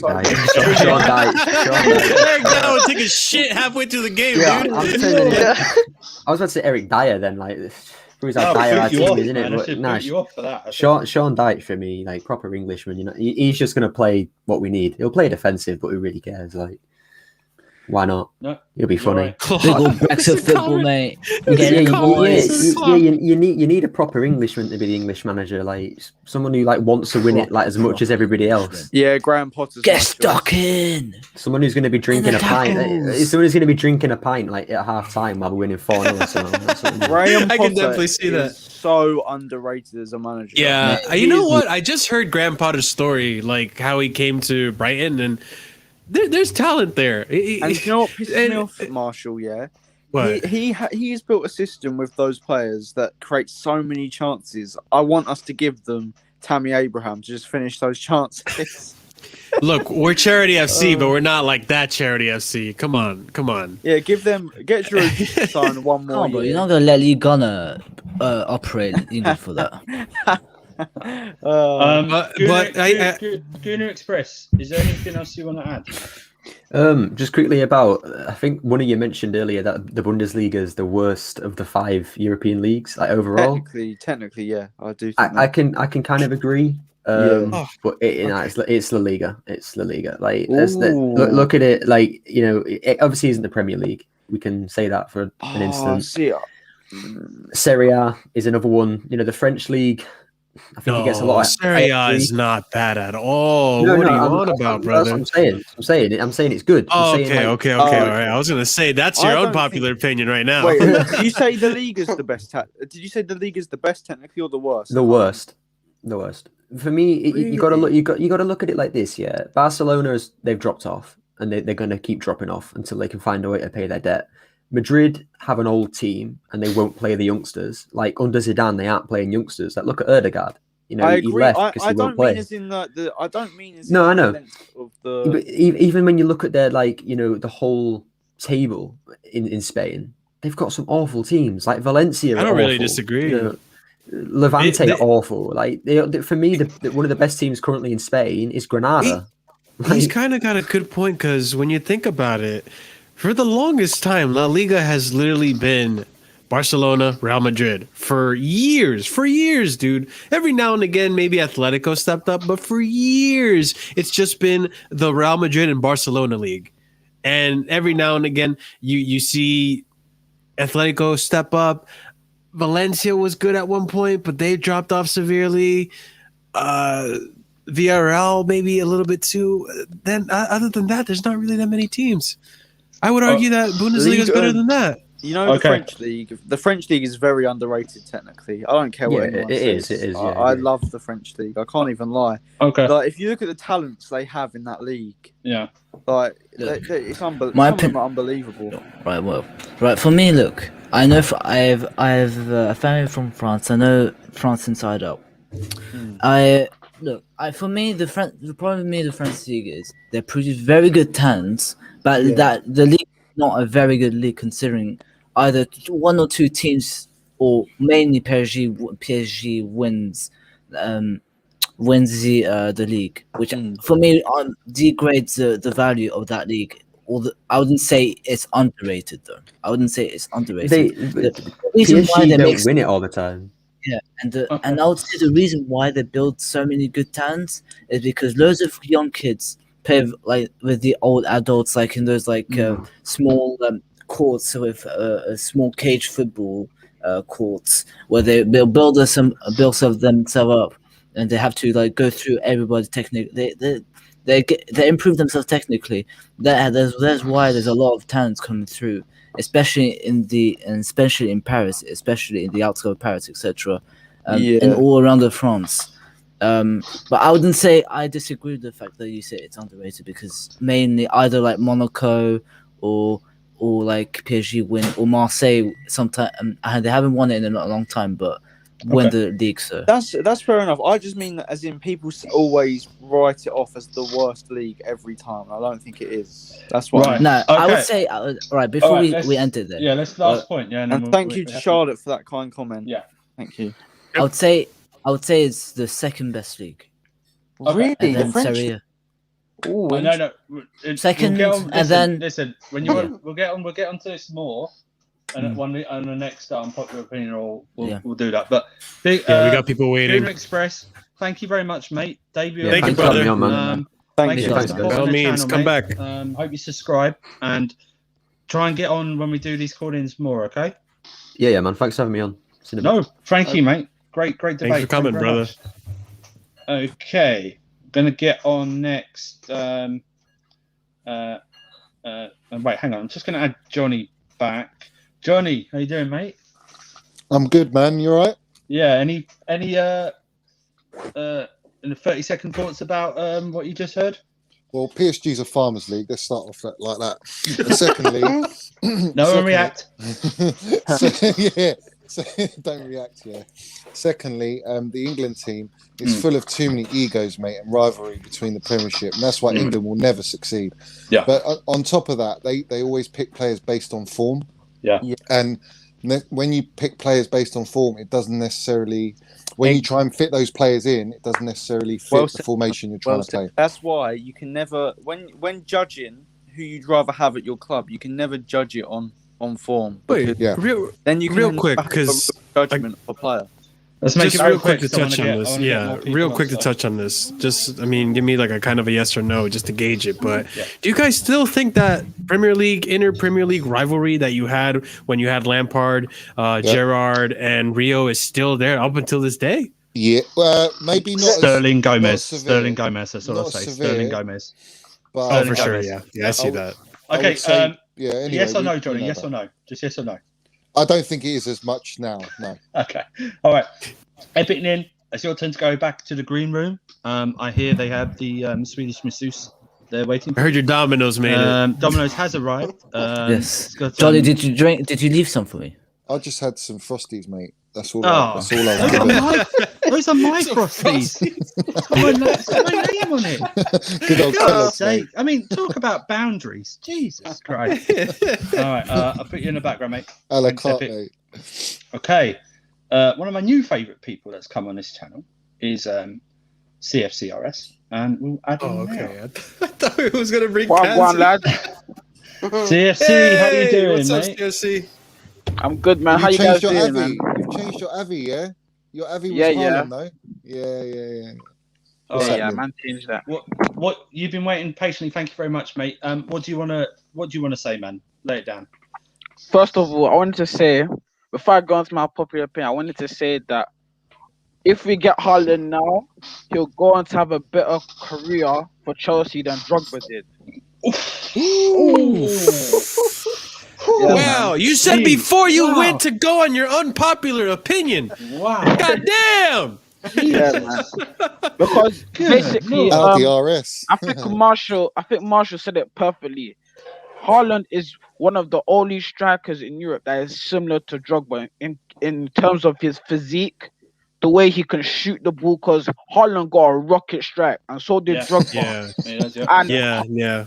Haaland is a beast in the air as well. He's very good aerially, unlike Tammy Abraham. That's why we need an upgrade. And Drogba, as we know, is a beast in the air. And obviously, we know Haaland can do it in the big games as well. We know he can do it on the big stage, like his brace against PSG. I think he got a brace. Yeah, but if he can't do it, and if he can't do the heading stuff now, I know he will in the future. That's not why I don't think he's. Hang on, let's see RS finish. Go on. Yeah, I think his link up play is pretty decent. Well, he links up well with Sancho and Royce, but I think maybe the only thing that will have to improve is his technical ability. But he's only young, so that will only get better regardless. So if he's doing all of this now, when he touches 25, he'll be a beast. Let alone 28. So he got a big future ahead. So yeah. Wait, so was this? Sorry, let me just clarify this. This was your unpopular opinion before your actual unpopular opinion. Is that right? Yeah. Okay, so let me just say this. Whenever we build our new stadium, there has to be a Drogba vibranium statue. Yes. Okay. Because that man will forever be, for me, he's the greatest ever Chelsea striker. I know maybe more strikers maybe scored more, but what he did is he was Mr. Finals. Okay, he would have don't get me wrong, he had some shocking seasons scoring wise, right? But he would turn up in the finals. I mean, Arsenal fans could say they own Wembley. This man owned Wembley. Okay, he owned the new Wembley. And just Drogba for me, I don't have any slander. Drogba's one of the players I will not have any slander against. Yeah, I will not have any slander against Drogba whatsoever. So I'm not saying you are slandering Drogba, but they're big shoes to fill. No, big shoes to fill for sure. What I'm saying is, if Haaland goes on to achieve just half of what Drogba has, then Haaland will go down as a club legend. Okay, because Drogba is. I love that man. I'll say it right now. I love that man. I love him to pieces. I am a Drogba sexual. Drogba sexual all the way. I'm confirmed. Now that I'm proud Drogba sexual. Some people have the cheek to compare him to Harry Kane as well. No, stop. Let's not do this because we're talking about Haaland. Yeah, watch if tomorrow there's a report that comes out. Real Madrid agree to sign Erling Haaland in the summer. Why are you so negative, Will? God damn it! I swear he was a Chelsea fan as well, Haaland. You know what, CFC? I think all this. I love you, Will. You know when they say, "Oh, he's a fan of this," I don't believe those bollocks. You know what I mean? If I was them, I'm a fan of whoever pays me the most. Show me the money. CFC. Before you go to your unpopular opinion, and just to really quickly touch on this, I don't necessarily disagree with you. They are really big shoes to fill. I don't know if I have the balls enough to say that he will achieve what Drogba achieved, because, like I said, those are big shoes to fill. But I can see it. I'm not getting my hopes up. The only way he could ever even come close to Drogba is if he goes and wins us 2 Champions League, turns up in every final. Yeah. Do you know what I mean? And wins Premiership titles back big to back. shoes to fill. And then you there's can say, one test Haaland's not passed yet properly, and that's the Bayern test. He hasn't passed that test yet. Okay, so CFCRS, let's get onto your unpopular opinion, because you made me. That wasn't unpopular. No. I know. If I had let me just say, if I hadn't had my tear ducts removed, I'd be crying right now with Drogba. So go ahead with your opinion.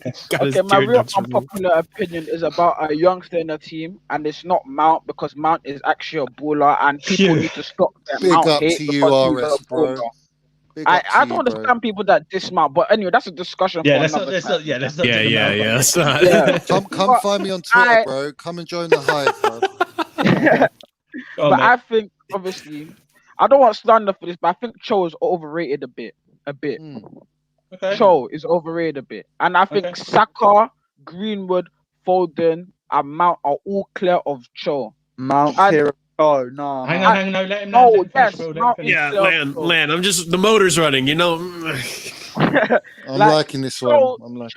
He's a decent youngster. Like, he's a decent youngster, but he's not. He can't do. If we were to put him into that Arsenal squad and tell him to replicate what Saka is doing, he could not do anything near it. Like, sometimes, don't get me wrong, Cho is good, but sometimes on the right wing, like, he's a bit predictable with his dribbling. Like, he tends to go outside a lot. Sometimes I think don't get me wrong, he gets past the defender a lot, but sometimes I think after a while the defender tends to read it. Even when he's playing right wing back, I think sometimes he's a bit too predictable. That's something he will improve on, but as of now, he is a bit too unpredictable on that right hand side. And when he goes onto the left wing, he cuts in, he gets into shooting opportunities to cut in, but he's shooting and his end product, and that final shot or pass is woeful. I'm sorry. Do you know what the match that I discovered this? This stems back to last season and that 4-4 thriller against Ajax. When Cho had the opportunity, and he won us a penalty. No, I'm talking about against Ajax in the Champions League winning the 4-4. Cho had the opportunity, he cut in, and the goal was open. The keeper was literally stood to the ground. Oh no, he was stood to the ground and he missed it.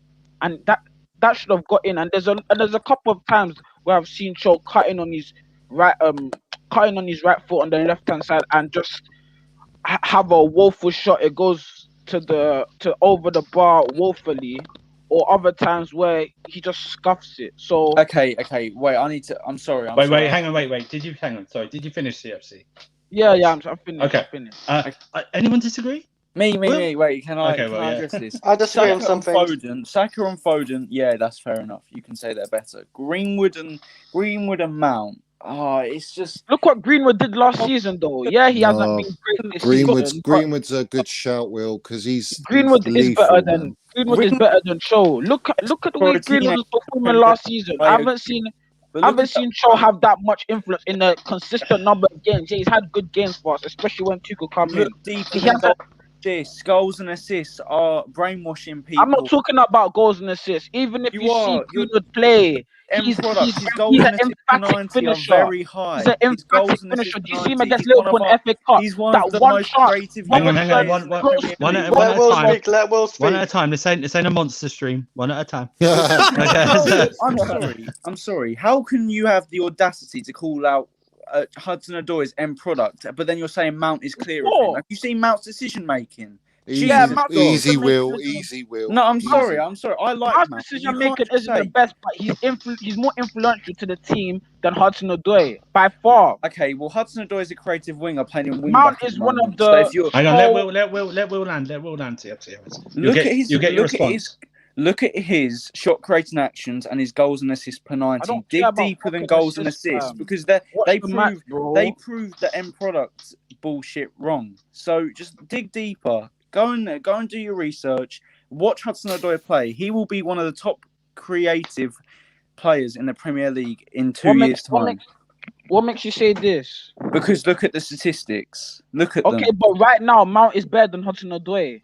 Mount is influential to basically everything we do. He's influential to the pressing. He's influential to our creating at times. Hudson-Odoi has had a long-term injury and has played a lot less games than Mount. But he's had his opportunities. He's had his opportunities. He's been fit. Rubbish. Under Lampard, he had hardly any opportunities. Absolutely rubbish. So there's a reason Mount has been starting. There's a reason Mount has been starting. And then he got injured. Fair enough. Lampard eased him in to a certain extent too. But how did Hudson-Odoi get anywhere near as Mount as the opportunities that Mount did under Lampard to have natural development? I don't understand. He's been given opportunities at times though. And sometimes he's been poor and he hasn't been decisive enough. How old is he? 21? 20 or 21? Yes, I know he's 21 and he will improve, but at this moment in time, Mount is better. And you're saying the whole of last season, Mount and Greenwood were in the Premier League, he's no, bottom of that list for me. They won. Mount has had more opportunities to have good games than Hudson-Odoi. Yeah, there's a reason Mount has had these opportunities because Mount has been our best player this season. I'm not saying Mount is our best player. Mount isn't our best player, but he's been our best. Thiago Silva's been our best player. He literally has, bro. What have you been watching? What have I been watching? Thiago Silva's been one of the best defenders in the league. Yes, I know he has, but Mount has basically been our best player apart from Thiago Silva. Thiago Silva, without Mount, he's an old man.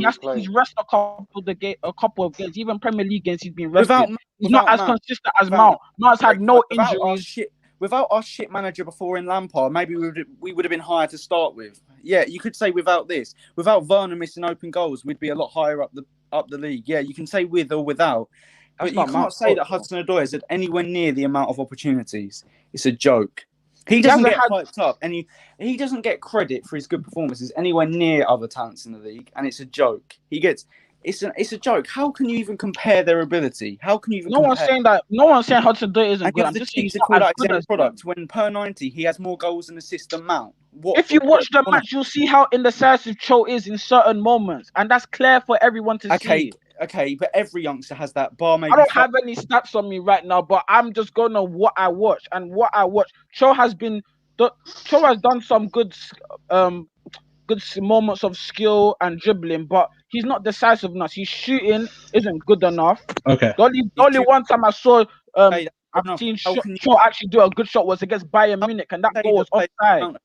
When they have the same issue with their end product. I don't understand. But I'm saying Mount is more influential. Why do you think Cho got taken off after 15 minutes? Because he wasn't pressing. He wasn't pressing enough. For the last 2 years. Maybe that's why he's had more chance to develop and improve his game. Okay. You both make great points. I can see both sides. But Johnny, Real Chris, do you have anything to add to what you just heard, or backing up one or the other, or? Real Chris, I haven't known from you for a while. Let's see what you say. Yeah, I will say on Hudson-Odoi, Hudson-Odoi's had a rocky start because of all his massive injury. As soon as he started, I think Sarri brought him at the end of his 17, 18, when he's 17 years old. 19. No, I mean when he's 18 years old, whatever. He might have actually made a appearance before Sarri. I think he made. Okay, yeah. Go on, Chris. Yeah. I think there's a reason why Bayern want him for 40 million because they saw the potential. He's very good with the ball. He can track back up and down. His work rate is very good as well, like a lot of players in our team. But he is a very creative player. He can cut in. He can play defensive roles as well, helped our defense at right wing back. And then after his injury, it took him a while. But before his injury, he never played defensive roles. He just played. Yeah. Before his injury, he didn't play defensive. No, Tuchel's brought that into him. But he's played there really well in a right. Yeah, he has. And I'm props to him. But I'm just saying, compared to Greenwood, Mount, Foden, and Saka, he's not better than them. That's just how it is. I think you have to wait and see. Hold on. Hold on. Let's get Johnny. Let's get Johnny. Let's get Johnny. Let me squash it because I think Aris. I agree with you with what you're saying with Mount, and it's so nice and refreshing to hear that you appreciate Mount for what he's doing to the team. Regarding Cho, to back Will on, I understand where Will's coming from. Cho's had very bad injury, and Lampard had to ease him in, and only now we're just starting to see what he's doing under Tuchel. But the main reason Lampard never played Cho, let's have it right, his defensive game wasn't on point. So Lampard was obviously in fear of being, weak down the right or the left whenever Cho played. So that's why Cho didn't play. I think to compare Mount to Cho, we can't compare because they're completely different positions. I think if your comparison is who gives more to the team, then yes, Mount gives more to the team than Cho. Yeah, and that's what I'm saying. That's why he's better, because he gives more to the team. Okay, yeah. I agree Mount is the more pivotal, more important player out of Cho. And I believe even with Silva, I still believe Mount is a top. I said it many times on Monster Show. I think if you look at attackers, Mount's the best for us. I don't think. Don't get me wrong. Mount has been our best player this season, but he's not the best. He's not the best. Ziyech, no, he's been the best for us this season. He's been the best, but he's not on the best. Like when everyone's firing, he's not the best. Like Ziyech, we'll have to wait and see because we've been waiting. Johnny, I do appreciate Mount as well for what he does. I know you do, Will. I know. I'm not as sold as you are, but if you're gonna compare like Odoi.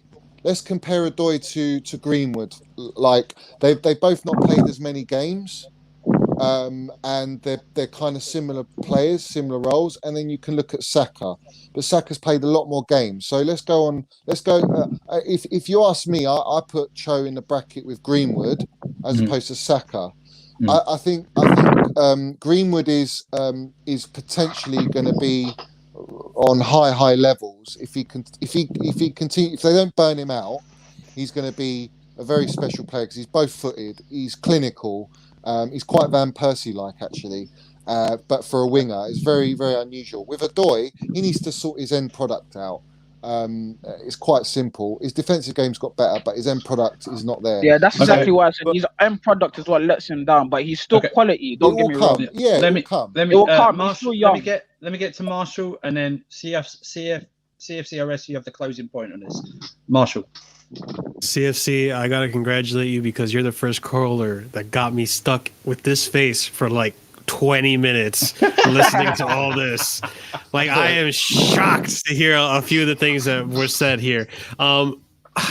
Unpopular opinions. I don't necessarily disagree with anything that was said. Like I get it. There is a lack of end product with Cho, but it's the same exact thing that I say to people who hate on Mount. Look at the team and the end product of Chelsea as a whole that's been going on. I just heard an echo. Okay. Anyways, when you look at the whole end product of our final third, it hasn't been there. And if players like Pulisic and players like you can even say Mount, but players like Werner, Giroud, Tammy, if they were all firing like they're supposed to be firing, Cho would have a lot more assists and even more goals. Like that's not disputable. Like people like to compare Foden, people like to compare Greenwood, people like to compare Saka, but it's like they're not in Chelsea. Bruno Fernandes has more goals than all of our strikers. That's not good. So you got to take into account the output that's been there for the team. The other thing too is that, and maybe this is just a bias, I don't rate Greenwood. Greenwood has had more playing time as Cho this season. I even think Greenwood is actually older than Callum. Mason Greenwood. Oh, I don't know about that. I think they might be the same age actually. Didn't Greenwood break? No, he's younger. He's younger. Right, let me just land real quick. No, he is younger. You're right. But the thing is, like, you could even argue that under Ali, Greenwood has had many more chances to step up, especially when they didn't even have like a set striker before Cavani to prove himself, and he's completely fallen off that. I will say this though, and this is another thing that you got to keep in mind. The kid's young. The kid's 20. He's younger than Mount, and he's just getting to the point where he's getting enough playtime to prove that he's a solid player. And also too, like, if I'm not mistaken, isn't his natural position left wing? Yeah. Yeah, it is. We've been playing him on the right wing back the whole season. There's only like maybe 1 or 2 games where he actually gets to play left wing, and it's hard to even play him on left wing because you got players like Pulisic. So we get that. I didn't say Cho was bad. I didn't say he was bad. Yeah. No, and I'm not saying you're bad, but like I'm not saying you're saying that he's bad. I'm just surprised that you're comparing him to players like Foden. I get. Mount also, but then again, they're not wingers. I think that's the thing. Like someone said before, you got to compare Greenwood to Cho because they play in similar positions, and it's a little unfair. Like it's easier to be influential in the midfield than it is to be influential at the wing. And even let's just give it that, right? Let's just talk about Callum being influential. You could argue that as a right wing back, he's been excellent for this team. He's been better at right wing back than Reece James, who's actually a defensive player. And on top of that, too, you can look as soon as Atletico Madrid. You can argue that if Callum didn't run back with Lemar when Suarez got through on Alonso and Rudiger and crossed that ball, that Lemar probably could have scored if it wasn't for Cho. So I think, look, I get it. There's a lot of pressure on Cho. A lot of eyes are on Cho because we've hyped him up for so long. He's young. He's been hyped. We see how talented he could be, but I still rate him over Saka. I still rate him over Greenwood. Marshall, may I add something? Yeah, with Hudson-Odoi. Do you know why? Well, back off the mic, bro. Back off the mic. What, cool. me? Go ahead, bro. No. Whoever's breathing on it. Yeah. Whoever's breathing. Can I pose you guys a question? Do you think You'll get the last point. CFC, you'll get the last point off the Will. Yeah, you'll get the last point. The reason that people are a little bit disappointed when they look at Hudson-Odoi's goals and assists is because you know that under Sarri in the Europa League and in cup competitions he was so good. When he then got injured, people expected him as a 20-year-old to just perform. Yeah, that's another thing I forgot to mention. Yeah, they expected him. They had that high expectations, and we didn't really see him have a bad game. So when he then has a bad game, people question him, and it's like recency bias, isn't it? After a few bad games, people think, oh yeah, he sold us a fake dream. No, it's just young players go through inconsistent patches. So to think that he's gonna have double digits goals and assists, but when he's not even playing his actual position, and the limited amount of chances he's had in the last year or so, I think it's just ludicrous. Honestly. All right, CFCRS, you get the last point, man. What do you want to say?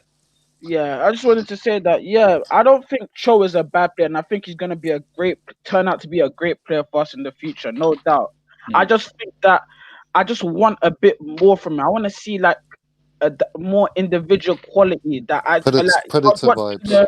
I was watching the Europa League yesterday, and I just saw Saka, like that individual quality for setting up Aubameyang's goal. And I was just thinking, I've been seeing Cho do something similar to this, like just do something that just like wow, like just score maybe 30-yard or something. Don't get me wrong, Cho has done great stuff, and he doesn't have to do that. But like, I just want to see something more from Cho that makes me put him on that level.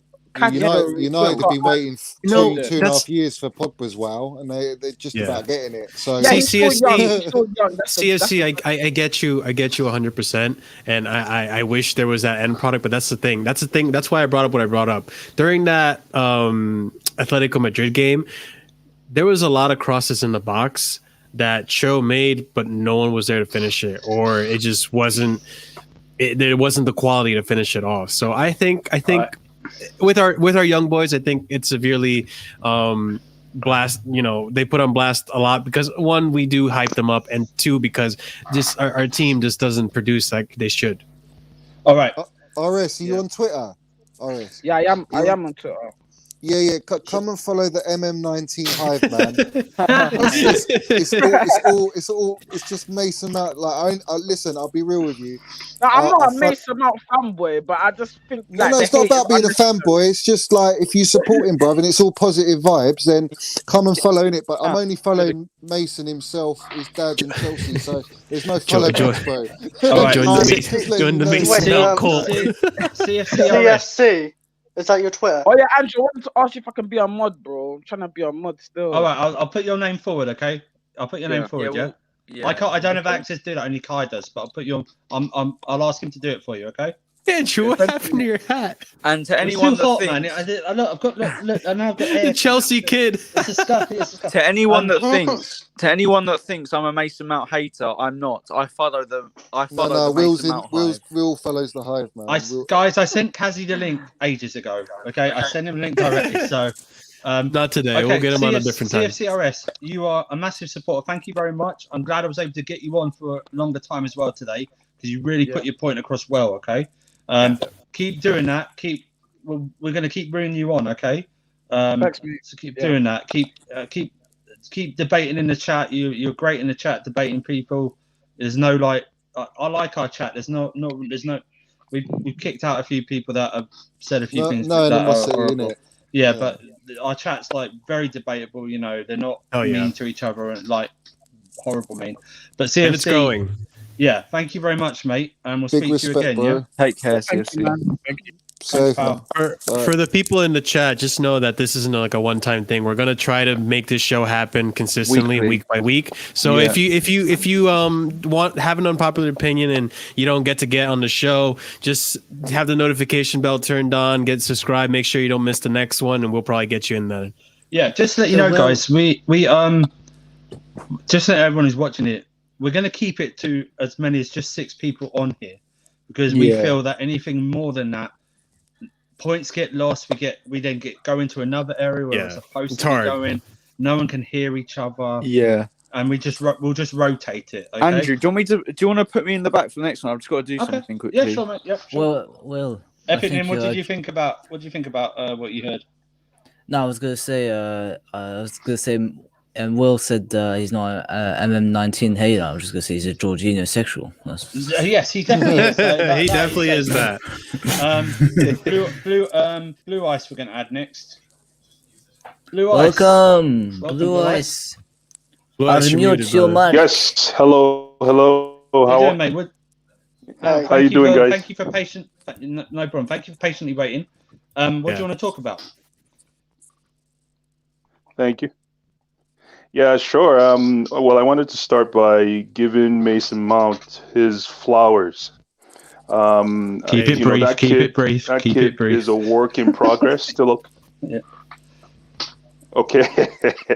That kid is a work in progress. He comes to work at 9 and leaves at 5.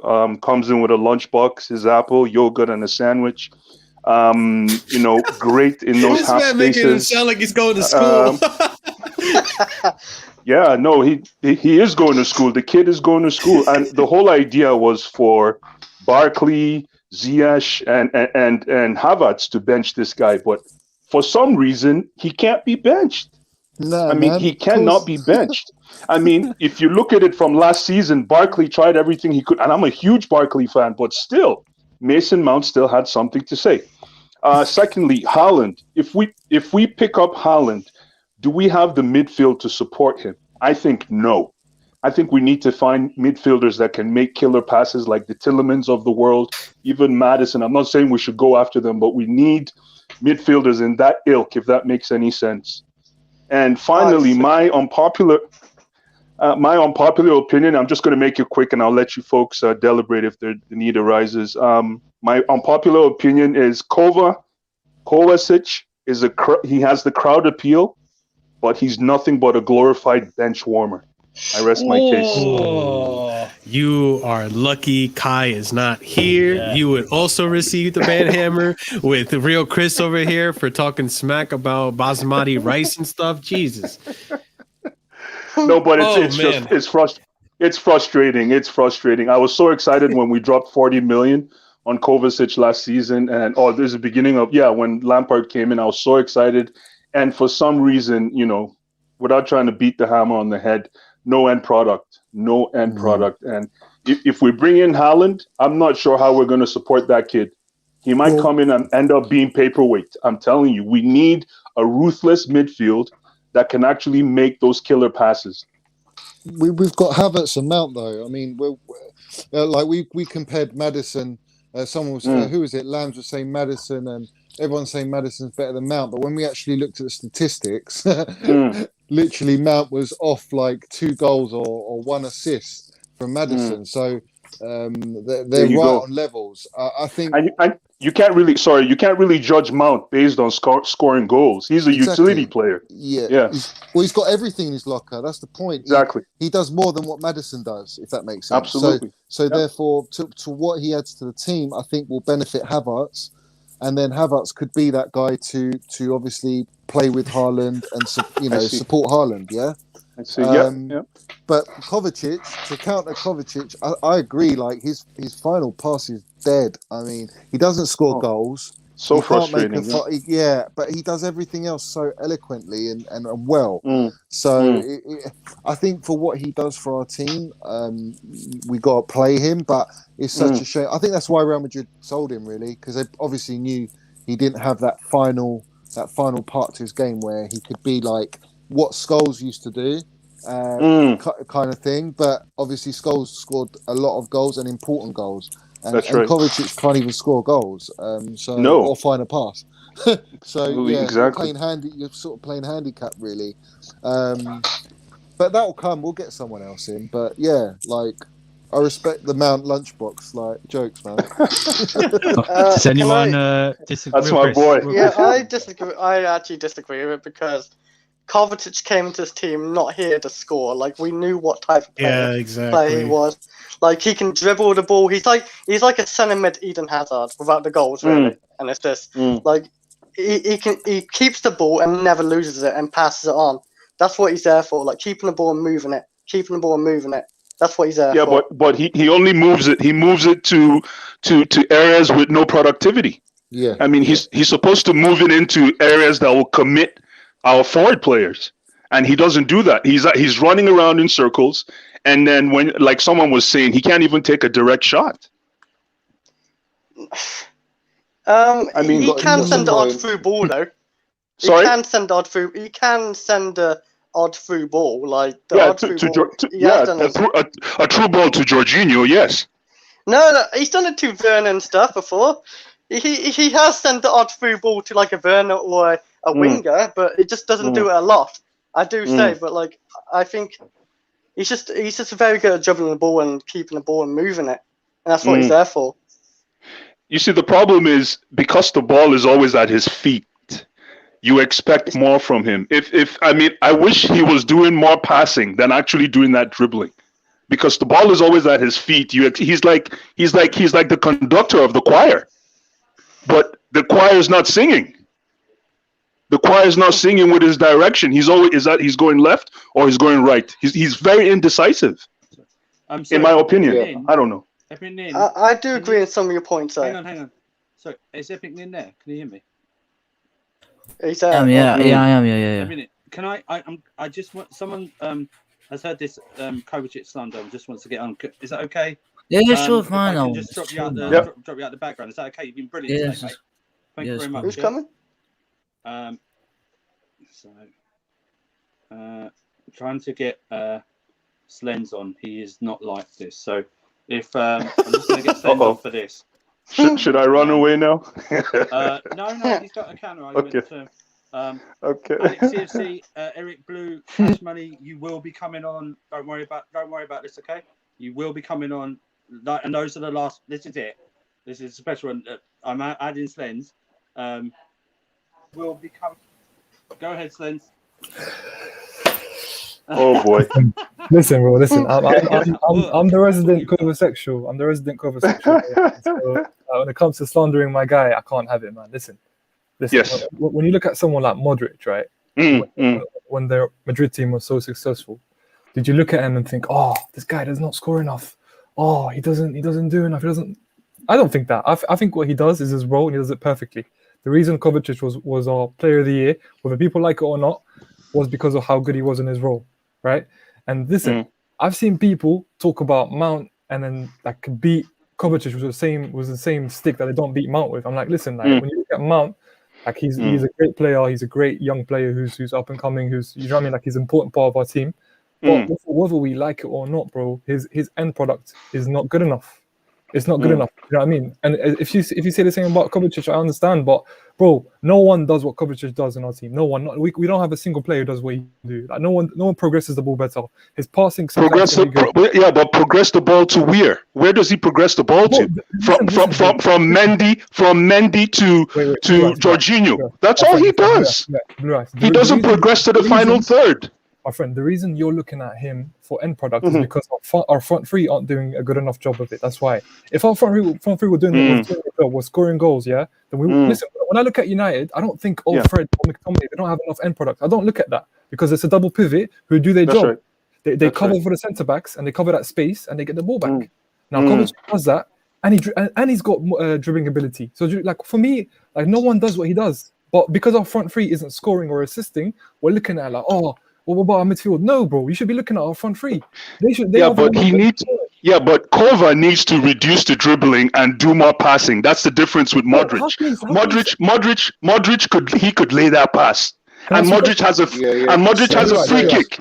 Blue Eyes. Modric has a free kick. He has a free kick. Wait, Johnny. Let me respond. Blue Eyes, my friend. You're telling Kovacic to stop dribbling. All right. So can I ask you a question? Would you ask someone like Bruno Fernandes to stop scoring or assisting? Sorry. Would you ask someone like Bruno Fernandes to stop scoring or assisting? It's not good enough for the team. No, but you wouldn't do that because that's which is an asset. Exactly. That's what he does. Yeah. Yes. So I don't understand how you can complain about his dribbling ability. Like, bro, I told you, no one does what he does. I don't think a single player in the Premier League does what he does. I have not seen. No, but he has. No, you're right. But he has the ball more than 90% of the time out of our midfield crew. He has the ball more than 90% of the time. What does that mean? Do something productive with it. Do something productive with it. He's not doing anything with the ball. I think Slens, can I just say something? I'd say Modric, he definitely gives us something that a lot of Premier League teams haven't got, and I love the way he carries the ball. I think it's priceless in a lot of absolutely. And if you're gonna compare him to someone like Modric, the difference with Modric is that he had that final ball pretty consistently all the time, which made him so good. I agree with you, bro. Like if he needed to play that final ball to split a defense left or right or down the middle, he could do that. But his main role is, you're right, is to sit back and just pull the strings, control the game. But he had it in his locker. With Kovacic, very rarely do we see it, and he's at an age where you think, are you gonna develop? Can you develop that part of your game? Or is Chris, I'm just going to put you backstage because I just want to add Will, okay? Sorry, bro. Yeah. Okay, thanks. Well, can I just say, listen, when it comes, if Kovacic wasn't playing, who would play in that role? That's a good question. I'd have because the cavalry is here. The cavalry. No, we know the answer. Right. So it's Kante, right? Yes. Okay. Let me finish. If Kante, okay, go on. No, but it will be Kante, bro. It will be Jorginho and Kante. That's how bad Kovacic is. No, wait a minute. No, I haven't finished. I haven't made my point yet. Let me make my point. Let's Lens finish. Bro. When it comes to Kante, if he replaced Kovacic, and he wasn't score, he doesn't score or assist, we wouldn't have the same criticism. We wouldn't beat him with that stick. But Kante doesn't do it because he's a great interceptor of the ball. Well, guess what? Kante not only can he not finish, but he's worse than Kovacic when it comes to the final third ball. He's worse. Absolutely. You're right. But that's the problem. But that's the problem. We've got to accept Kovacic is our best midfielder. Come on, you have to. You can't put a player like Kovacic down. No. What are you saying, Will? Kante, please. Kante's our best midfielder. Come on, Kante's our best midfielder, bar none. I think best midfielder that we can say for next week. But I mean, Kovacic, Jorginho is our best pivot. Billy Gilmour is the only one who can play. Billy Gilmour is the only one who's got everything that Kovacic could potentially, like, not what Kovacic dribbling wise, but in the sense of the final ball and what with his progressive play and his role in the midfield. Johnny, he's the only hang on, player Johnny. Can I give you a stat? Can I give you a stat? I need to, Johnny. That's fine, but Johnny, I need to just put you in the background because I've got someone who wants to have their say. Okay. All right. Just quickly, can I say one point about Gilmore? Quickly, before you go. Go for it, Slans. Listen, when it comes to Billy Gilmore, he played against Barnsley, yeah? Can I give you a stat on Billy Gilmore, yeah? He had 4 out of 12 duels won, yeah? As a midfielder, if you're getting bullied 8 out of 12 times, I'm sorry, mate. Like, you need to...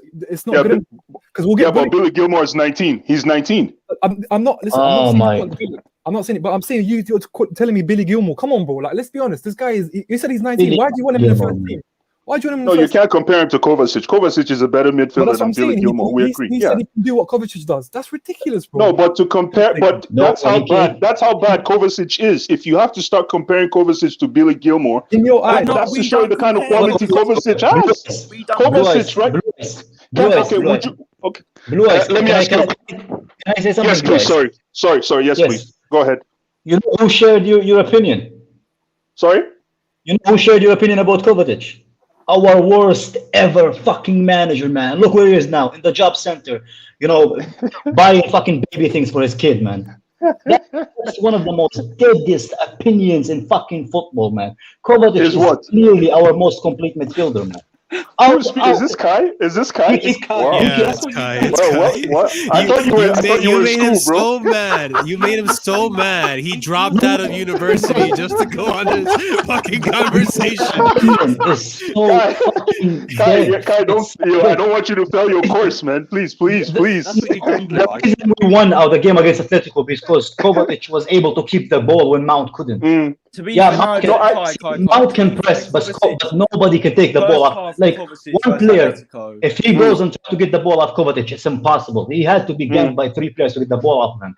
And ball retention is so underrated in football, especially in English football, man. You're right, Kai, but my problem is... Let me finish. Sure, go ahead. Sorry, go ahead. Most rival fans respect Kovacic more than our own fucking fans. I hear fucking people saying fucking Gilmore, that fucking hobbit won't even fucking get in that fucking team, man.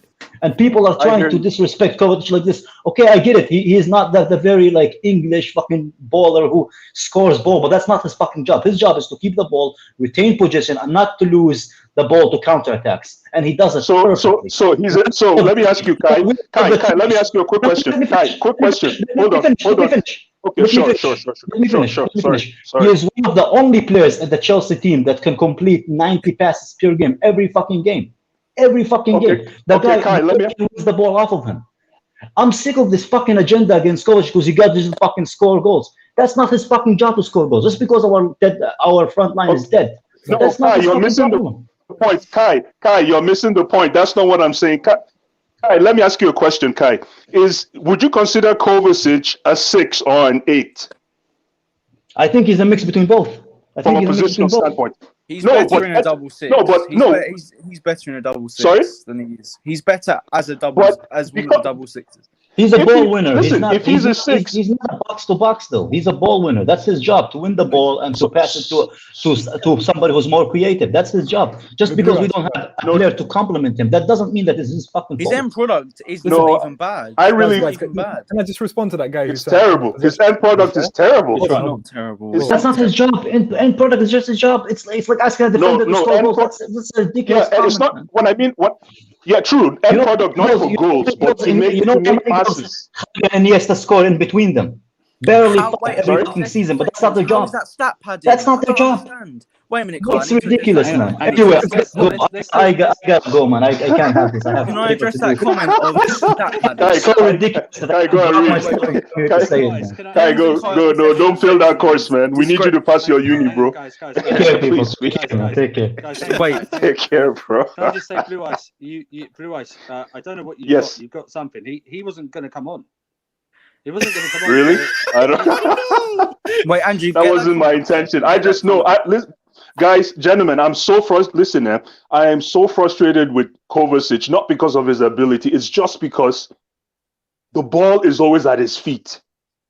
And if you have that kind of possession, man, you got to do something with it. But he doesn't. And I need someone to help me explain what Kova does. Yeah, I'll explain to you, bro. Listen, I want somebody to help me explain what Kova does with the ball, apart from passing it to Jorginho or passing it to Alonso. Bro, that's all he does. Can I say something? You know the people that criticize Kovacic for passing to Jorginho, yeah? Do you know how ridiculous that is? You're basically criticizing one midfielder for passing to the other midfielder. Bro, what did because he always has the ball. No, but what did Xavi and Iniesta do? They pass in between each other. Yeah, but Xavi, come on, man. Come on. Why are you disrespecting Xavi like this, man? Come on, bro. I'm not comparing. Come on, man. Come on. Let me finish, man. Don't go there, man. Don't go there. Xavi's gonna barge into this call, man. Don't do that, man. Wait, Andrew, start wait. Let me finish. Go ahead. Say their point. Everyone, I'm not. Listen, understand. I'm not comparing. The reason I said them two is because they are the top. They are what you aspire to be. Yeah. So you take them as an example. I'm not comparing. I'm saying when people criticize Kovacic for passing to Jorginho and doing the same, but what are we supposed to do? So is it supposed to be just one ball lumped up from the defense to the attack? No, bro. You have these guys who pass to the front three. You want the front three to create in each other. They don't do that. Do you know why? Because we also have someone who's a number 10, right? Mount and whoever it is. They don't create enough between each other as well. So you're telling me you don't like Kova because he doesn't create goals, yeah? Bro, I don't understand. This is not his role. Please understand it's not his role. His role is to progress the ball, get it to the front three. True, but that's true. But another thing about Kova is when he gets the ball. Sorry. Hang on. Yeah. This is the last comment I want, because Alex, CFC, and Cashman have been waiting so patiently. I want to get So, sorry, guys, I didn't mean to milk up the time. So just this is the last Blue Eyes. Just make this last comment, and then we have to move you on. Okay. Sure, not a problem. I'm just excited about Sunday. I think Man U, they're going to get a beating. I predict a 2-0 win, and Kovacic still sucks. That's I rest my case. No one respond. Okay. Yeah, that was a good debate. Thank you very much. Thank you, Blue Eyes. No problem. Thanks, guys. Have a good one, folks. Yeah, cheers. You too, brother. I will say. This is why I don't piss off Kai. He just come at me like this. Andrew, you know what we need for this channel? You know what we need for this literal segment of our show? We need that boxing bell. We need one of those. We really do. That was great. Can I just say? Listen, because Kai wanted to join it, so can I just say? Joined it, I would have cut it off a lot sooner. But do you know what it is about a fan base? Yeah, because we had so many pragmatic managers. We've had so many managers that don't play football the right way, bro. Like Tuchel, like these people do. Yeah, their mind has been brainwashed, bro. Like, how can you not appreciate someone like Kovacic? Someone who's literally is art. He's watching him as art. But anyways, man, I digress. You guys don't see this because you're not in our chat. But if you had seen Kai in the chat, he was like one of those bouncers in a crowd. He's like, "Let me in. I gotta get into this call. I gotta tell this guy a thing or two." It was hilarious. So Alex CFC, one of our brilliant mods. Thank you very much, mate. You are great in the chat, and you've been waiting so patiently. No worries. Hey, honest man, this is your podium, man. What do you want to do? Yeah, you're good guys, but look, man, I've just been listening for the past hour, just laughing and just getting angry and everything, man. You guys can't see him in the background. He's like, this is going. The thing that was most annoying me about the thing he was annoying me about Kovacic is that in a team, you have players who have different jobs. Not a centre back is not meant to be scoring goals. Kovacic is that player. Yeah, I was gonna say that. Who does a job for that part of the team? The problem, what Slenz was saying, is that if we had striker, left wing, right wing, and Cam are usually the four players who actually would get those goals, those assists, those final key passes. Kovacic and Jorginho are not those players to do that job. We don't play the system to do that. And the problem is, with Kovacic, he does what he's good at. Yes, I do agree. If he does improve his shooting in the final pass, he can become incredible. But for what he does for the team, it's so important. It is so important. So important. Well, why is it that he's getting played so much? He must be doing something right. And if he's getting played week after week after. And, with every great team, you can't always have every single player wanting to go for goals. There needs to be a balance, and Kovacic is that kind of key puzzle within the Chelsea squad. But yeah, look, man. I've just been listening on different points, but I've got a very questionable. What's the word? Unpopular opinion. Yeah, unpopular opinion. All right, hear me out. But yeah, you got the floor, man. You got the floor. I always no one interrupt. That Salah. Don't make Kai come back, man. I always thought that Mo Salah is too overhyped for the player that he is, and I don't think he scores lots of goals and stats, but on the eye in general, I don't think he is that great of a player. Yeah. Okay. To be fair, you know what? Wait, Alex, had you finished? Have you landed? Yeah. Did you land? Okay, cool. Go ahead. Do you know what's funny? Yeah, that's actually not unpopular because a lot of people share that opinion. But I'll tell you why. Do you know, I think it's because he's not easy to watch on the eye. Like, I think he can be quite sloppy on the ball, and like, listen, his dribbling isn't as good as other wingers.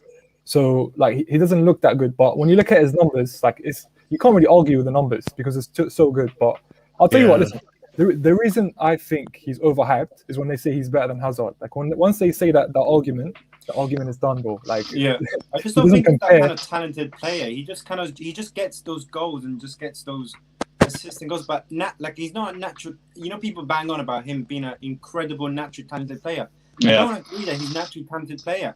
He's just that player. He just like plays well in a good Liverpool system where Klopp gets the best out of him. If you went to another club where maybe he wasn't playing under that system, he wouldn't be getting those many goals and those many assists. And he had 2-3 good years.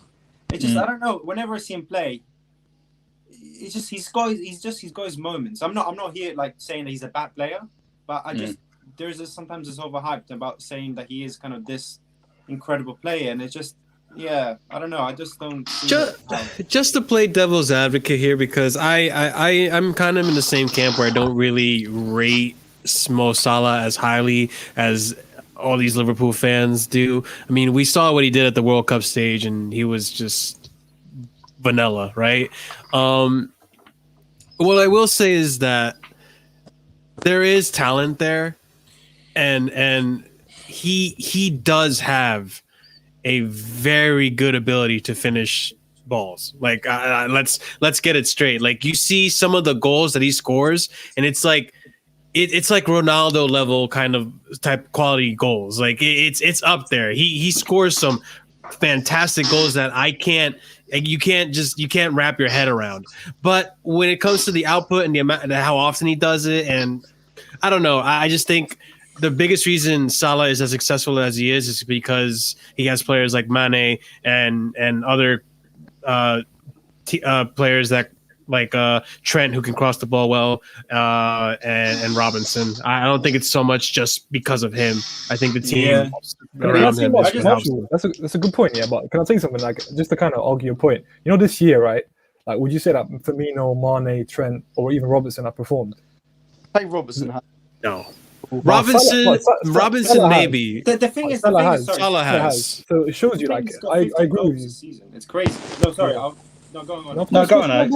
Go. It's crazy. Like, we say this, but Mo Salah's got 15 goals this season, but it doesn't seem like he's been playing well. You know that? Top scorer, see what I mean? It's like he's got goals, but we don't really see him thinking about, oh, he's had an incredible season.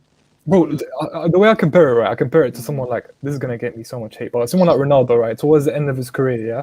Ronaldo was focused on getting numbers. Ronaldo was focused on being a clinical finisher, right? I think Salah is very similar to that. Like, bro, he's always in the right place at the right time. I agree, yeah. And he's always, what's it called? Like, I've always felt like he is always the furthest forward for Liverpool. So he's almost a striker. So in that way, he will get the goals and the numbers. But when you, as I said, you look at him at the eye test, he doesn't pass it because he doesn't take on players. He's not great technically, he's not great. But I can answer that question after you guys are done. Yeah. Does anyone have anything else to add about Salah? Let me just. I haven't spoken for a while because I've just been enjoying everyone talking. No. I've enjoyed it. Really, it's given me a chance to rest my voice. Salah. Recently, he's been. And I may be pulled up here. I think the goals he scored have been sort of either in their losing effort or the ones he scored against Crystal Palace. this season. That's why he's up there. His goals at the moment aren't contributing to Liverpool winning or even drawing. Yeah. He's more now known for the last few weeks for diving as his contribution. But it's true, isn't it? It's so true, man. You're not wrong. It is true. It is. I think if I'm making a prediction, I think he leaves in the summer. I think he gets sold in the summer by Liverpool. They need the money. They try and cash in on him. Yeah. So I don't think they already put a price on him. We talked about this on the stream. They already put 80 million. That's what they want for him. Apparently he's been unhappy at the moment. I've been hearing rumors that maybe he's not as happy at Liverpool. And the thing is, Liverpool do need to sell to actually to bring to fund their transfers. They need to sell. They don't will Barcelona or Real Madrid where all their players. They can't afford them. They'd have to do swap deals. Yeah. Real Madrid and Barcelona can't afford. Barcelona definitely can't afford him, because I think they're still. I don't know if they paid off all of Coutinho's one yet. And Real Madrid, they want Mbappe. Or Madrid, they want Mbappe, man. They want Mbappe. Yeah. They want. Bro, can I answer the question that Jem gave me about Werner? Yes. This is a whole other argument. I know. I'm sorry, but listen, no, go ahead, man. When it comes to Werner, bro, this is what I'll say. Yeah, I might seem like I don't rate him. I'm very harsh when it comes to Werner because I expect the same player that played last season for Leipzig. I understand it's a different system, but we were all told that he is one of the best strikers in the world. And last year, it did seem like he is. Yeah. Now listen, I'm not saying I don't think he'll get better. I don't think he might even perform next season. I'm just frustrated with him because he doesn't get how Tammy. We will talk about Tammy. And I understand Tammy. Yeah. We can all agree that he's either like a lower Premier League table striker or he's a Championship striker. It's between the two for me. Yeah. But he gets a lot of hate, Tammy. Yeah, and it's understandable because he doesn't always perform. But when it comes to Werner, he seems to get a lot of just a lot of people are giving him a lot of time, a lot of patience. I just want to say, I agree. Yeah. For me, listen. When I look at Werner, he frustrates me because people tell me he's not a lone striker, he's not a second striker, he's not a left winger. So which one is he? Because does that mean we have to build a whole team just to fit him? And if that's the case, then when you get your chances, if you want us to build the whole team around you, when you get your chances, finish them. And one more thing I'll say is that Werner, one thing I'll rate him for is his movement. And I agree, we don't find him enough when he moves. Like the movement he does. Reece James a couple of times missed putting him one-on-one.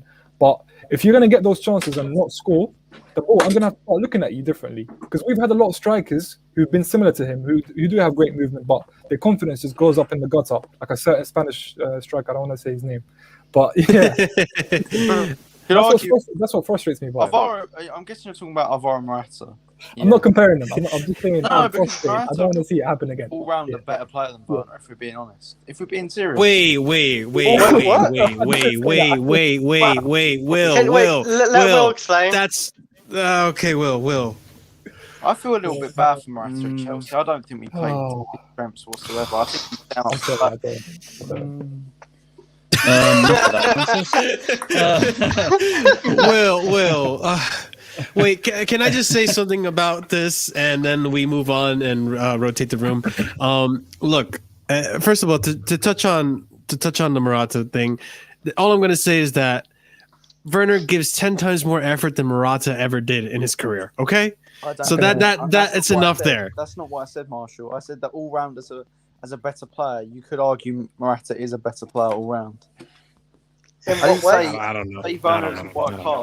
I don't know. That's save that for next week. Will next Unpopular Opinion. All right. And the thing about Werner is look, I agree with Slens to a certain extent. I think and Alexis always touches on this when he comes on, and I'm gonna bring it up and I think Kai does too. You got to take into account that I feel like people advertise Werner as this clinical striker. That he the reason he got all of his 23 goals, 24 goals in Bundesliga is because he's made every single one of his chances. It's comment killed me. Yeah, I read the comment. It's like a mirage that Chelsea fans have put up, when in reality is that Red Bull Leipzig is a attacking team, and they create many opportunities for Werner to score. And Werner misses just as many opportunities as he does here. The only reason that it's so inflated when we watch it, the only reason we're saying he's not clinical, because I mean he never really was clinical, is because we never, like you mentioned, Slens, we do miss those runs that he has, right? And also we don't give him that many opportunities to score, so that when he does get those few opportunities to score, it's the same thing that happens to Mount. People were saying, oh, Mount needs to get out of the half, and when Mount doesn't score and all that stuff, you got to look at the amount of chances that Mount is creating to score, and you also got to look at the amount of chances that we aren't creating for Werner to score. And I think it's so unfair to say, look, I'm going to give Werner until next season, and hopefully that we have a better squad that creates more opportunities for him to score, because I think he'll come good. I really think he'll come good. Even now, if he's not necessarily scoring goals or scoring assists, he's at least putting an effort, and we're seeing the runs, we're seeing the plays, we're seeing how he's pulling defenders. I think when he gets in his groove, when he gets used to the physicality, when we get him more opportunities to score, I think he will be able to get the double digits that we thought he was going to get. Let me address what I said before about Morata. I'm not even. Will and then Alex to finish. I'm not even hyping up Morata. I don't even think he's really that good at all. I'm putting down Werner more than I'm hyping up Morata. We need to. What is the point of building around such a limited player like Werner? Everyone's saying, "Oh, Haaland and Werner will be great together." It will fail. Werner will end up being a bench player at Chelsea. Maybe a valuable member of the squad here and there, a few moments, but why build around Werner? If you're going to get Haaland, play to his strengths, get two good creative wingers next to him like Pulisic, Hudson-Odoi, even fuck it, buy Sancho if you want to as well. You know, why play him with Werner? If you want to get the best out of Werner, get a system player to play alongside Werner instead of getting the biggest name out there.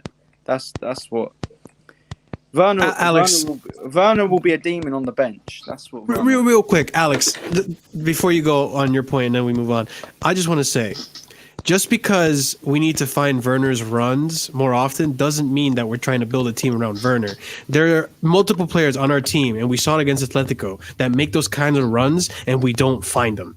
So I think trying to improve on those opportunities and making more opportunities for Werner isn't just going to translate for Werner, it's going to translate for the whole team. Yes, Alex, what were you going to say? Oh yeah, go on, Alex. Go on. No, the thing is, I just wanted to make a good comparison that in general, like for, past kind of decade and years, there hasn't ever been, or even now, like there isn't strikers at the moment who are goal scoring strikers, who are in that age range where like they're 24, 25. It's usually when they get to that peak, or like 27, 28, it's when they actually start banging the goals in, or a Haaland who is like, a generation kind of 20. There isn't that striker at the moment who would score maybe 20 to 20. Yes, Werner did it the previous season, but we can't count that it's a German league and he's played for a different team. But it's COVID time. Premier League is not as easy as the Premier League. The defending is a lot, it's more physical. And the thing is, he is only 24. And there's like, look, even for example, like Lukaku, there's players who go on come to the Premier League at that age of 25, 24, and they don't perform. Yeah. Now they're 27, 28, and they start scoring goals. To be a world-class striker, to be kind of that striker, you need experience. A striker is a hard position, and you know what I mean. I think he just needs more experience in the team. Can I just conclude the Werner thing? I know you guys want to move on. Yeah, last point from Slens. What I'll say and real Chris. The reason I said build around him is because he's so limited. You can't fit him into certain systems. You can't fit him. For example, I'm not going to bring up Lampard's system, but other systems where, for example, it's only a lone striker and two wingers, he can't play there. He'll have to play left wing. Do you know what I mean? So that's why it's frustrating. But what I will say is Kai actually brings this up a lot. He talks about Werner's touch, right? When Werner first came, I remember him against Brighton. Like he used to pass the ball and run. Got us a couple of penalties. This is not happening anymore, unfortunately. But whenever he gets the ball, like honestly, I don't know you guys You don't watch Harry Potter, yeah? But listen, in Harry Potter, go on, I do. Go on. Something called a Dementor, right? A Dementor. He comes to you and takes your soul. That's what Lampard did to Werner. Lampard came. He took a soul, bro. Like his touch was gone. No, wait, has everyone watched One Division yet? Has anyone watched One Division yet? Oh, not yet. Yeah. Okay, I'll just say I won't spoil anything. the opening scene. Yeah. Something like that. Well, that's what I'm saying, bro. Like his touches, like, bro, I'm not gonna lie, his touches are horrendous. It's like at the moment, I hope if just 10 years away, yeah. I hope it becomes better, but they're not good, man. Like whenever he touches the ball, it's either gone up for a throw-in or. That's a good point. It's confidence also. I think it's also confidence. You know. Yeah. You know, you talked about Werner's first touch or whatever. I get what you mean. It was better, but he still looked a bit unnatural on the ball. He still looked quite limited, although he wasn't as bad as he has been. But, Real Chris, what are we thinking, brother? Real Chris, yeah. Well, I think I honestly don't think Werner's done that bad this season. He's caused 19 goals for us this season. He's very good at winning penalties, and they're not like, oh, he barely touched them, he's gone down. Like he wins penalties, like they fully contact him and everything. But I don't think Werner's done that bad. I think he's definitely going through from this season, and I think a lot more rivals go respect him next season. I don't think he's been better than Tammy. All right, I'm just saying it. Alex, pardon? Let's wrap. Last point, mate. What do you want to finish on? Just one quick thing. You know, I think maybe in like 45 minutes ago, you were talking about just Callum Hudson-Odoi and his end product and everything. And like, you know, at the moment, this whole Chelsea fan base, I think the problem is why we're banging on about young players and Mount and Reece James. Callum Hudson-Odoi can't have the end product. Mount is not good enough to score goals and assists. The problem is that we're relying at the moment too much on young players, and we're putting too much pressure on these young players. If Chelsea wasn't in a team where we would be able to build these players and young players and grow them, at the moment we're relying on them, and because we rely on them, we think that they have to be incredible. They have to be scoring 10 goals. They have to be getting lots of assists. That's the problem. We don't have players. If we had a couple of players who were the shining light in the team, then Mount and Hudson-Odoi would actually grow into getting better players instead of having to have the pressure on themselves to have it, I need to do this, I need to do that. And that's the problem at the moment, is because the reason why Mount gets so much criticism from some Chelsea fans, which is crazy, is that because he's the one player that actually is playing good compared maybe to the rest of the players, but there isn't no one who's maybe even doing better than. It's just. I criticise Mount look because at Foden. of Foden is a perfect example. Yeah. Foden there's players around him who are even are better than him for the moment, and he's got world class players around him, and he's developing to such a great player. If he was Alex, you know why that's happening, by the way? Because Guardiola eased them in, whereas our former manager shoved them down our throat. Hey, wait. Let's just get this straight. Let's just get one thing straight real quick, Alex, before you go on. If we didn't have a transfer ban, we probably wouldn't be in this situation. Let's just... If we didn't have a transfer ban, I reckon we would have signed Luka Jovic. I reckon we would have signed Hakimi. I reckon we would have signed. That's another conversation. That's another thing. That's Alex. Go on, mate. But it's just a bit annoying at the moment because we just need to. Like, for crying out loud, Callum Hudson-Odoi is 20 years old, man. He's only 20 years old. Like, what's his name? Canabry. Neil, he was playing for West Brom. Canabry was playing for West Brom. And Tony Pulis, bro. The West Brom team. Tony Pulis. My boy. Tony Pulis said he's not good enough, and he couldn't get into the. Jesus. And then he bangs a hat trick against Spurs and beats them 7-1 in the Champions League last season. Like, it's mad. Like we can't. Avery's my boy. Callum Hudson-Odoi playing in a right Marshall wing knows. position. Marshall knows my feelings about Nabry. I'm a Gnabry sexual, man. Say it with your chest. Right. Yeah. So, real Chris, did you want to say something? No. I'm good right now. Okay. Let me just say something. Earlier in the chat, I said I removed Real Chris. I sent him a message to add Kai, but I think Real Chris missed that message. But Johnny, I did put in the background. I didn't boot you out, mate. I didn't boot you out of the studio. I wouldn't do that to you about telling you why I'm going to do that. So if you listen to this, I've sent you a direct message. I wouldn't disrespect anyone like that. I wouldn't boot you out about giving you as a reason why. I think he might just because remember at the start it's sort of like he said in the chat that he cut out himself by accident. Well, I know. He just sent me a direct message saying accusing me like I booted him out, but I didn't do that. I wouldn't do that. Okay. Alex, awesome job in the chat, mate. You are advertising that well with the likes and everything. Thank you for modding that. Yeah, thank you, Alex. Seriously. I can put you in the background because I'm not adding anyone else like the new people. Slens, I'll do the same. I just want to add these two because these two have been waiting so long. Do your thing, bro. Same with Alex, who I really appreciate that, bro. I'm going to add these two, so I'll put you guys in the background, okay? Real Chris, can I do that as well with you and just put Epic Nin back in? Is that okay? Yeah, that's cool. Yep. All right, thank you very much. Okay, let me do it. I don't want like a double thing where it says, let me just do that, and then thank you very much, and then thank you very much. Bloody giant hand. Okay, and then hello, Epic Nin, Eric Blue, Cash Money, Eric Blue, Cash Money. Thank you very much for patiently waiting. Thank you very much. Eric Blue, are you there? Can you hear me? Oh God. Yeah, I can hear you. Yeah. Can you hear me? Hello. Yeah, I can hear you. Can you Oh, hear me? okay, cool. Thank you for waiting. What do you want to talk about, mate, Eric Blue? And then we'll go into Cash Money. Yeah. Thanks for having me on again. Thanks for waiting. You guys are doing a good job. We're doing a long job. Yeah. It's a podcast at this point. Yeah, it's good. It's a good conversation. It's a good platform. I have two unpopular opinions. The first one is if Chelsea sign Erling Haaland in the summer, will Werner have to be sold? Do you think Werner is going to get sold? Because I'm not sure. Can you hear me? Can you hear me all right? Yeah, we can hear you. Yeah, we can hear you. Okay. We're just going to let you say your piece. That's all. Right. Yeah. So I'm thinking. Do you think it's a real possibility that Werner could get sold if Haaland comes in? Not this summer. No, not this summer. I think I don't see them selling him this summer. Maybe if he has another bad season, then probably yes, I could see them trying to make some money off of him. But this summer, I don't think so.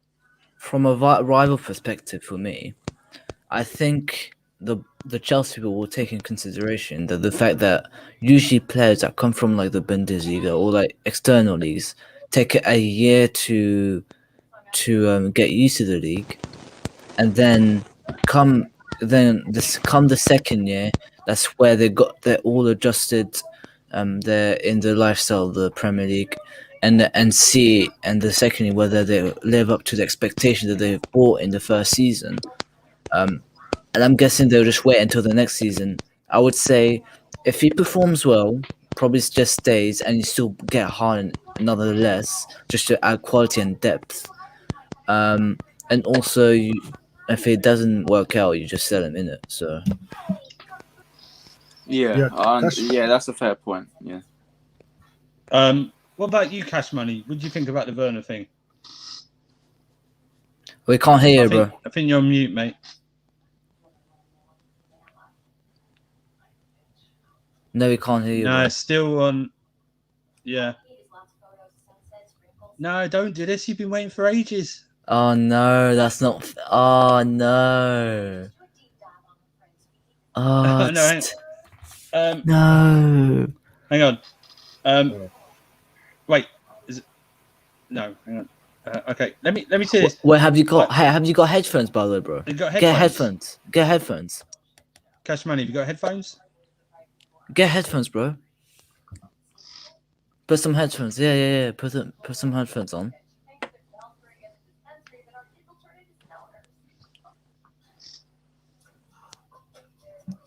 Bro, go on the settings. All right, put him in the backstage. We'll talk about it. Okay. And Cash Money, just go in your settings, cam settings, and adjust it. Yeah, I'm just gonna put you backstage, okay? And send a message in the private chat if it doesn't. If you Cash Money, if you can see the private chat, Slens has put in there what you might need to do, okay? And if anyone did everyone talk about the Erling Haaland thing for Werner? No. Not everyone, no. Not everyone, but Cash Money was going to say. Did you have something you wanted to add? Oh, I mean, in my opinion, I did just think it'd be really unfair for Werner, right? Considering everything the club has done just to, get him going. If anything, he'll get the end of next season before the club decides if they want to try to keep him or move him along. Yeah, yeah. Right, yeah. I think he's got. I think he's definitely here next season. I think he'll complete next season unless something horrendous happens. But if he's still performing the same he is right now next season, then we get rid of him in the summer of 22. That's being fair. That's it's just being fair. So you got. I think I'm in the thing, and that when they're coming from another country, I think you have to give them a year. I think you have to give them a year because the Premier is so demanding in physically, man. Because it's like you have to do so much activities in terms of like congestion, fixtures, etc. And the game is so much quicker than the league, than other leagues in Europe. So adjusting that is more important. Yeah. Eric Blue, did you have anything else you want to discuss? Yeah, just to conclude on the Werner and the Haaland thing. I was just thinking that Werner is one of the many examples of why the squad is so imbalanced. I think.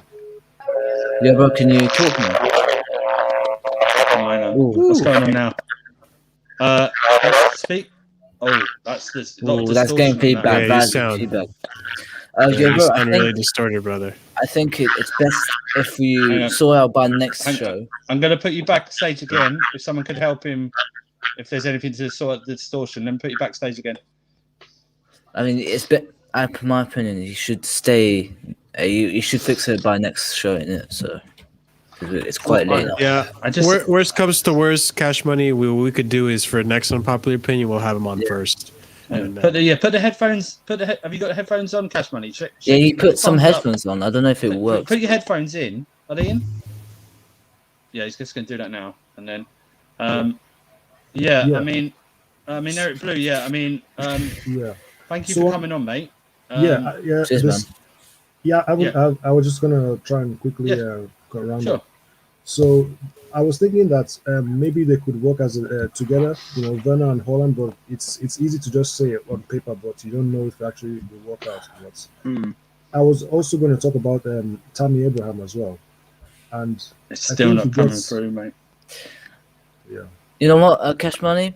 Well, once we do the next show with I know. I'm sorry, mate. Yeah. I'm so sorry. I know you've been waiting for a while. If you we'll prioritize you. We'll prioritize you. Yeah, we'll prioritize you. Okay, when you're in the chat, we'll prioritize you. Okay, and I'm very sorry, Matt. I know you've been waiting so patiently. I wanted to get you on because I know you've got something very good to say. But yeah, well, next call in. Make sure you're in the chat, and I'll prioritize. Have you got socials, bro? Have you got socials? Yeah. Put your socials in the private chat. Yeah. Put your socials in the private chat. I'll ask you a question. Yeah. Or do you want to ask? Put your question in now. Yeah. Put you know what? That's a good idea. Now. Put your question down and we'll answer it. Yeah. That's a good idea, actually. Yeah. Eric, did you have another question you wanted to ask too while we're here? Yeah, I was gonna talk about Tammy Abraham, and I think he's been very harshly treated. I hear people like David, saying bad things about him. He's a championship striker and stuff like that. I think it's a little bit harsh. He's been out. He was our top scorer last season. He's our top scorer this season. He's not. If he's bad, what about everybody else? Nobody's stepping up. Nobody's taking the mantle. So yeah, type in your question, Cash Money. Yeah, type in it. Okay, type in because I'm not seeing anything come up yet. Sorry. Yeah, Tammy Abraham. Yeah. Yeah. So I think he's been harshly treated by some fans. So people saying if he doesn't want to sign a new contract, he should get out and stuff like that. I don't think he's like being cowardly or trying to be, I think he's just trying to look out for himself and trying to do the best for his career, with the contract thing. And I just think that he's underappreciated at the club. He's our top scorer this season. It's not like he's completely trash. And I think he's good enough to be in the Premier League. He scored 15 goals last season. I think that's good enough. Sorry, Eric, I'll read out what he said. I just wanted to speak about the bias on English players, in my opinion, like Eric, Mount, Maddison, Rashford, etc. Don't get the recognition because they are English. Well, okay. Well, let's touch on that after we touch on Eric's comment real quick. But let me start this one off. Look, I get where you're coming from. I feel like let's get one thing straight. It's exactly what you said. He is our top goal scorer. He was our top goal scorer last season. But the thing is, the way I see it, and I'm on the same boat where I want Tammy out. The way that I see it is that Tammy has had so many opportunities to score a lot more goals than what he has, and the few goals that he has scored were half goals.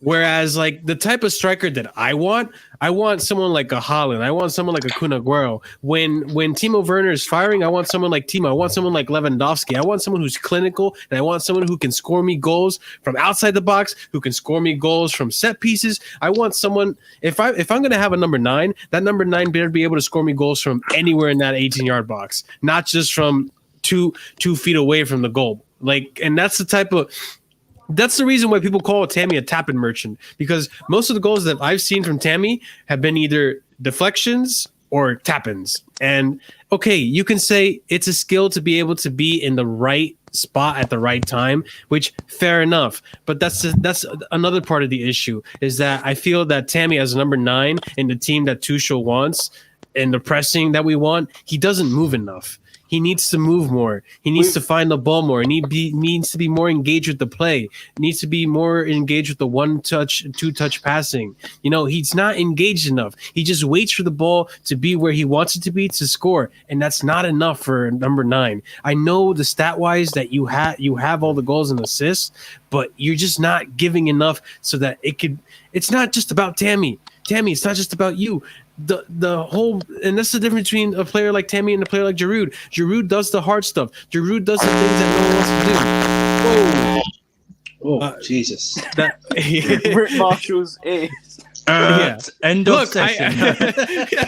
I get you disagree, but that's the thing. I want to see more out of Tammy, and I think every Chelsea fan wants to see more out of Tammy, because it's not just being in the right spot at the right time. It's about getting the assists. It's about helping other teams, and he does do that a little bit, but not enough. If a part of your game is being in the right at the right place at the right time, that's great. If that's a part of your game, if that's solely your game, you're in trouble.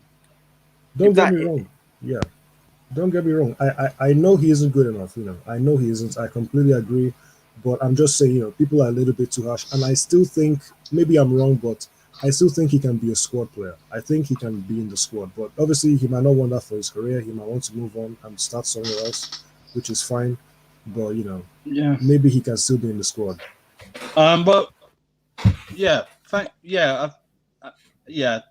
Tammy things, it's always going to be a bit controversial.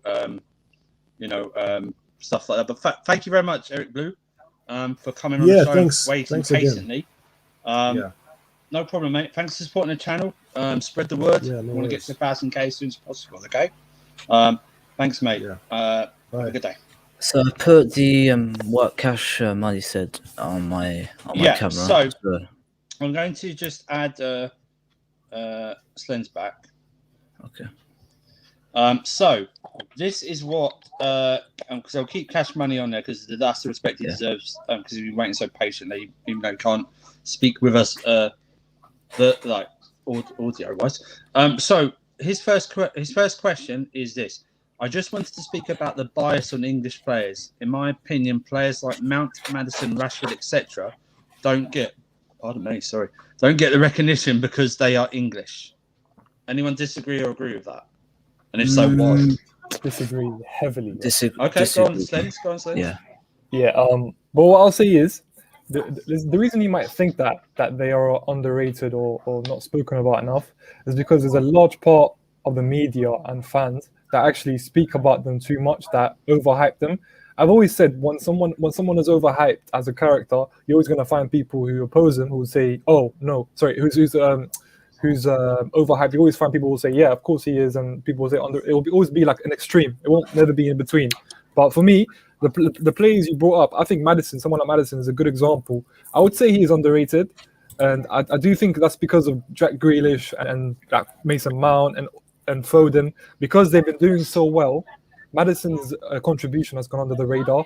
Or someone like Mount, like, listen, I've always told you, that I've always had the same opinion about Mount. Mount is someone who is very controversial in our fan base, because a part of the fans overrate him, part of the fans underrate him. It's never in between. It's never saying, oh, he's just a decent player. So because of that, because of the negativity, comes the opposite side. And Rashford, well, listen, Rashford, I'm not going to lie. I agree with you when it comes to Rashford, because he's someone who what's it called? His goal contributions go under the radar. He does incredible things. But unfortunately, there's a large part of the United fan base who thinks that he is like a world beater when he's not. Do you know what I mean? So that's my opinion when it comes to that. Sorry, I was just telling Real Cash. I followed him, so I agree. I've done that. Thank you very much. I agree and disagree. As Sten said, fan base wise, yes, English players are underrated. Going to the loop. Media wise, they're overrated. There's never really that balance, I don't think. So I agree and disagree in both. If you look at it at two different perspectives, if you get what I mean. I agree they're underrated in fan bases but overrated by the media. It's hard for me to say just because like I'm not like you guys, like, you know what I mean, like I to a certain extent I kind of overrate Pulisic, but not really. Like, because I tell it like it is, you know what I mean, like I see how it is, and when Pulisic is performing, when he's injured all the time, I'm saying like maybe we should sell him next season, and the same thing goes for players like Gio Reyna, and same thing goes for players like Weston McKennie. Like we were talking about this yesterday, Will, like it's the same thing. As for English players, like it's exactly what you guys said. There is like a balance, right? Like, for example, like Cash Money, you brought up Maddison. I think Maddison is so fucking underrated. Like, and it's probably because he's in a team like Leicester, right? But if he was like in Man United, or if he was like at Chelsea, like I'm sure the fan base would blow him the fuck up. And it's the same thing with Liverpool, and it comes to players like Trent. I severely think Trent is so overrated. Like, I get it. I rate the guy. Like, I think he's great, and I think he's got great passing ability. But when it comes to playing that right back position, defensively, he is so lackluster. I can't tell you how many times this season alone I've seen Liverpool concede goals from the right back position alone, just because Trent cannot defend for the life of him. And you know, and when you bring up players like, you know, Wan-Bissaka is maybe not to Man U fans, but as English fans in general, I think Wan-Bissaka is a little underrated because he's more of a traditional player. He gives you that defensive ability that you don't really get too much from the modern game. He's like an old head stuck in a young person's body. That's why I rate Reece James. I think Reece James as a right back is the perfect package on his day, right? So may I address the other question he's asked? He's asked Pedri from Barcelona or Mount. See, I have an agenda against all Barcelona players, and I don't. out of all the big European teams, I watch them the least because I don't like Barcelona. I hate them. I hate most of their players. I'm a Cristiano Ronaldo fanboy, so I have a slight agenda against Messi. But I'm going to go with Pedri just because my good friend Ahmad said that Pedri's better, and he watches Barcelona more than me. So I'm going to go with Pedri. I haven't seen too much of Pedri. I may have missed it. Did we answer the Rashford one? Yeah. Okay, Cash Money. I hope that helps. I have followed you. Like I said, just, you know, we'll DM each other, okay? And hopefully we'll get the audio sorted out so we're able to converse like we have been doing. I want to thank you so much. And have a proper debate. Proper debate. I want to thank you so much for holding on. I know it's been, and this is totally. It's been a very long stream, man. It's been epic. Yeah, it's been a minute. Big up, Cash Money. Thank you for coming on and supporting the channel. Hell yeah, thank you so much. We will speak to you next time, yeah? Yeah? Yeah. In a bit, man. No, thanks, man. See you next time. Thank you. Nice. This is the last one now. You guys are so this is you guys are this so has been a good. I marathon. think Cash Money was the last one. Okay. I'm gonna It's been a marathon, man. don't. If anyone adds now, I'm going to kick them out. I will be ruthless. Okay, I'm going to kick you out. You're going to be like Lampard. You're going to not speak to them for months. Just keep them there. I'm going to Just add keep them Armin very isolated. quickly because we are over 3 hours now. Should we do a timer on him or? Yeah, this. I'll do a Oh timer. wow, we got one more. Okay. Ahmed, sorry. Right. Are you there? Put a 2-minute timer. Yo. The 2-minute timer. Will, are you Ronaldo fan? Jesus, I'm joking, man. Ahmed, I'm joking. what do you want to talk I'm about, joking. mate? First, I need to question Will. Are you a Ronaldo fanboy? Yes, I am. Oh my god, I didn't know this about you, bro. No, but I don't have a special unpopular opinion about Chelsea, but the only one I can think of is Doesn't have to be about Chelsea, bro. Doesn't have to be. Yeah, it doesn't have to be about Chelsea. It's better, it could be about it's better anything. if it's about Chelsea. The only thing I can think of is I think Jorginho is Chelsea's most important player. Easy. I saw that. I saw that. I think that Atletico Madrid will win against Chelsea purely because Jorginho is suspended. For fuck's sake, Ahmad. You had to ruin it. You had to Wait, didn't you say they win the first leg as well? But bro, have you seen Atletico that game? It was the shittest game I've seen from the whole season. That was a fluke. Like you will see the real Atletico after this game. But Jorginho is so important. Bro, we're gonna get Gilmore back, man. He's gonna come and play. Oh, bloody hell. I mean, I rate Gilmore, but I rate Gilmore highly, and he will It's a be a great dwarf. player, but come Oh, on, the right dwarf now. was gonna come on the pitch. God. Gilmore would get. People say that Jorginho, quote unquote, is shit against the press. Can you imagine fucking Gilmore? Bro, this guy honestly make your system work. Without I love to hear it. Without Jorginho, you can't play Tuchel's system. If you watch Tuchel, I'm a PSG fan. I watched him for 2 years. You need a player like Verratti, someone who can pass the ball around the midfield, who can control the midfield. Kovacic can't control the midfield. Gilmore can't control the midfield like Jorginho does. And Conte can't even pass the ball right now. So Jorginho is the only one who can control the midfield like he does. But that's the reason I would say for your position game, it's so important for you. I guess in a sense it is an unpopular opinion, right? Like, because a lot of people do not rate Jorginho till this day. It's a brilliant, it's a fantastic opinion. It's a great opinion. Ahmed was so confident Atletico Madrid were going to beat us, even in the first leg. I hear fear in his voice. That's what I hear. I'm sorry. I know this is a little. Why would PSG fear us? You scared, man. Bro. You scared, man. Bro. You're so No, scared. Andrew. I told Will that I pray that Chelsea win because I think they're the easier team. Oh, okay. I promise you. Ask Will. No, I said what it. actually, Ahmed, Can I what ask you one more told question? me, Ahmed, what you told me is that you want Atletico to go through because you say they're bottlers and you don't rate Simeone like everyone Oh else yeah, does. that's true. Actually. That's true. I'm I can just I ask you a remember- question, bro? Can I ask you a question? Because I'm looking at your DP and a question arises in my mind, yeah? So, would you rather have Verratti or Pogba? That's the easiest question I ever heard, bro. Yeah, Please, you the know guy what, has man. been so inconsistent for 5 years, haven't done nothing in his career. You're comparing with the Verratti- best midfield Verratti- in the world.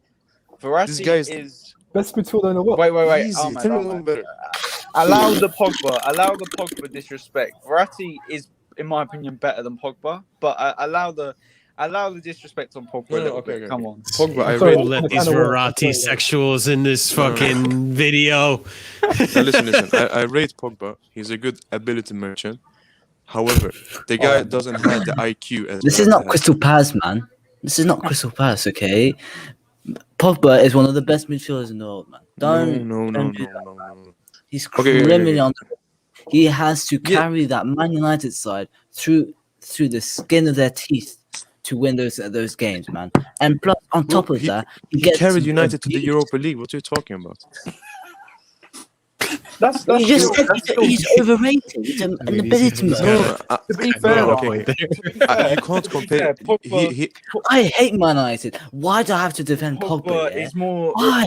Pogba's No, but more I think- successful in Europe than PSG. To be fair, No, wait. He came to a final in the Champions League. And let's not talk about the Europa League because that's not a competition PSG plays in.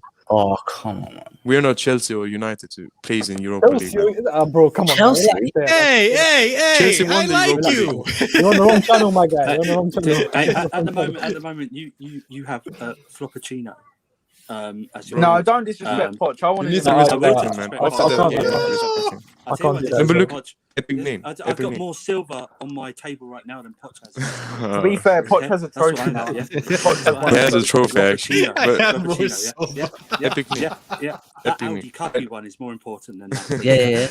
Andrew, let's just watch PSG and Man City beef, man. Let's just watch it. No, but I just want to say, Andrew, I can't with you. I can't with Yes, you. Ahmed, I'm listening, bro. We have a PSG, Chelsea fans, and Man City fan. I should have renamed this section Oil Man or something like that. Yeah, the oil one. The rig or something like that. No, banter aside. Ahmed, what were you gonna say?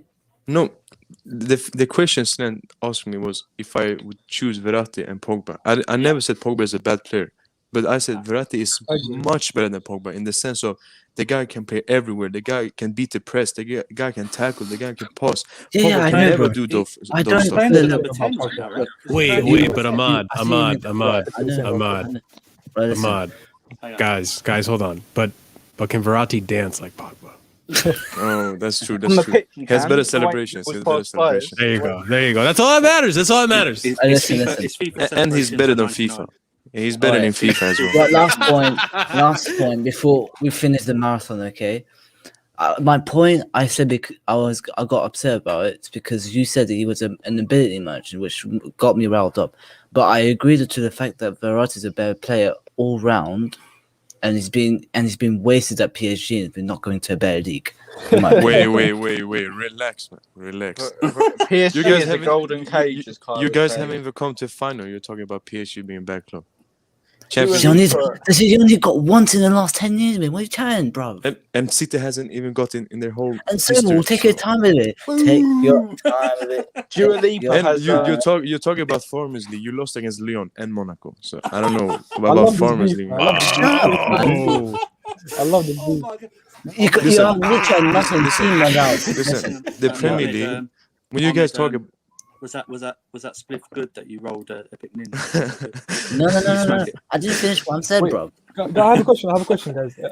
If you won the Champions League, please raise your hands. I'm raising my hands right now. I had to think about it. I really want to think about it. Let me hang on. Let me include Ahmed. If you've been to a Champions League final, put your hand up. Yeah, I raise my hand. There you go. Okay. Epic Nin, I tell you to raise your hands. Dua Lipa has more. Can I ask Epic Nin something? Final appearance. Yeah. Go ahead, Ahmed. Last point. Like everything I hear throughout the streams, many of the streams, people say he needs to come to a harder league like the Premier League. Do you think players like Mbappe and Messi wants to play against a team where he's 11 men behind the ball and plays with tall defenders? Do you think that's fun to play? Man, that's not how the Premier League works, man. Have you seen Burnley and Sheffield? Have you seen Sheffield and Burnley? Right. The English players are tall. They would listen. A player like Maguire would get absolutely rinsed in the La Liga because he's a fridge. He can't handle the technical players. But in the Premier League, because it's just physical and tall men playing football, it works. Yeah. So what I can get from five leagues with different styles of play.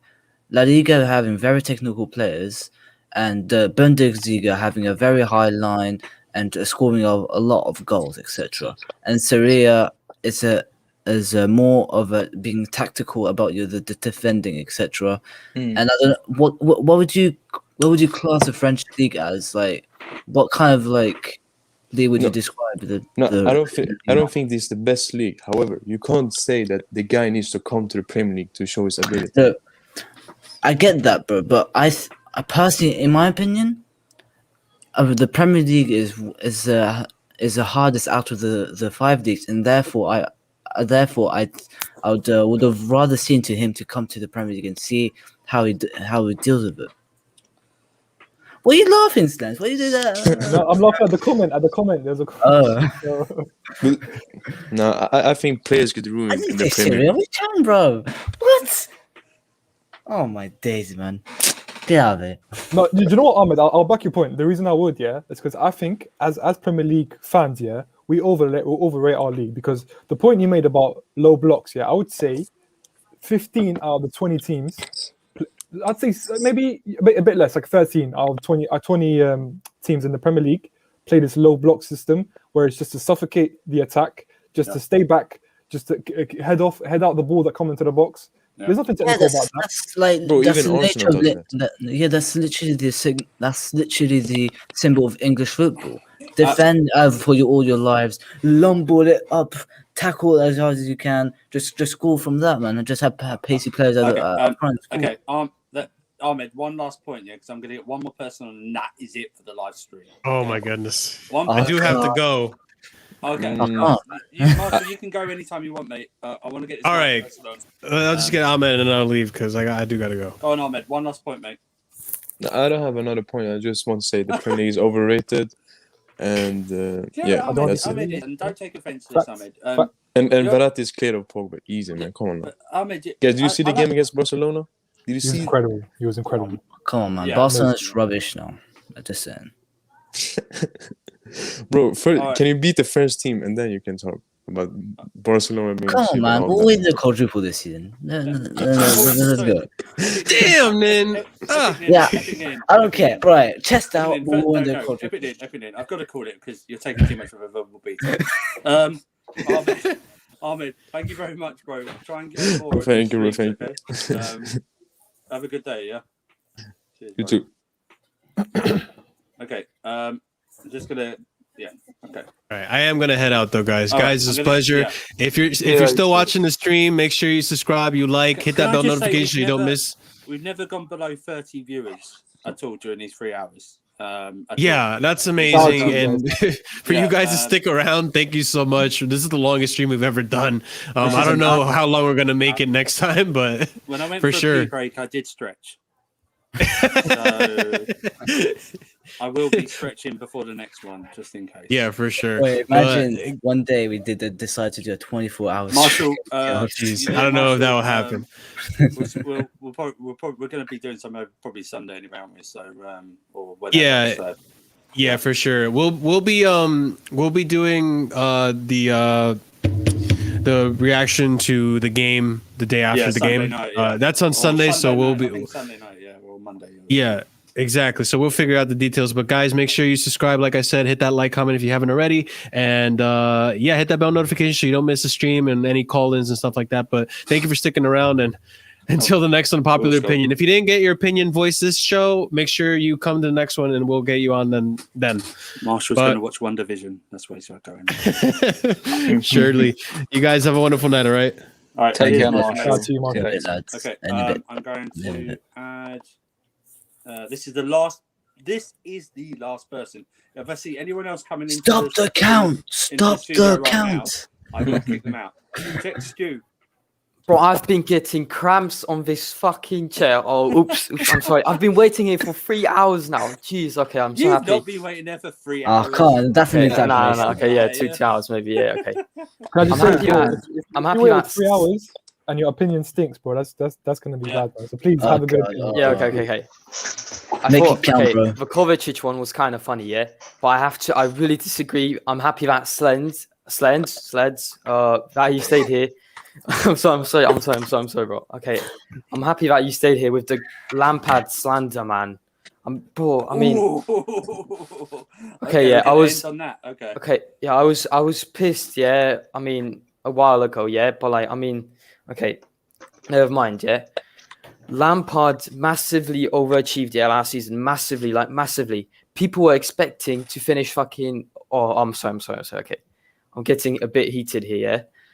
We were expecting to finish 8th. Just chill. Just say your opinion. Okay. Just be chill about it. There's no need to rush. Okay. Yeah, okay. No rush. This is going to be the final opinion anyway. This is it, yeah. Just take your time. Take your time. Don't take half an hour either. Yeah, exactly. Yeah. Yeah. Okay. Just chill about it. We were expected to finish 8th, and then Mandem you. Wait, what? I didn't do anything. I didn't do anything. Every time Lampard gets mentioned, something gets cut.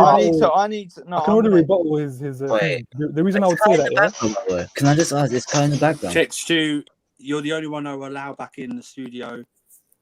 I will give you. I'll give it another 5. Yeah, I'll wait for him to finish, then I'll rebuttal his point. Add Alex back in the meantime. I look at him. He does a code as well. Kai in the building. Is he still in the studio? He's not. He's not in the studio. No, he We'll literally kick him off. I didn't know. I didn't kick him out. And the guys kicked him out. I didn't kick him out.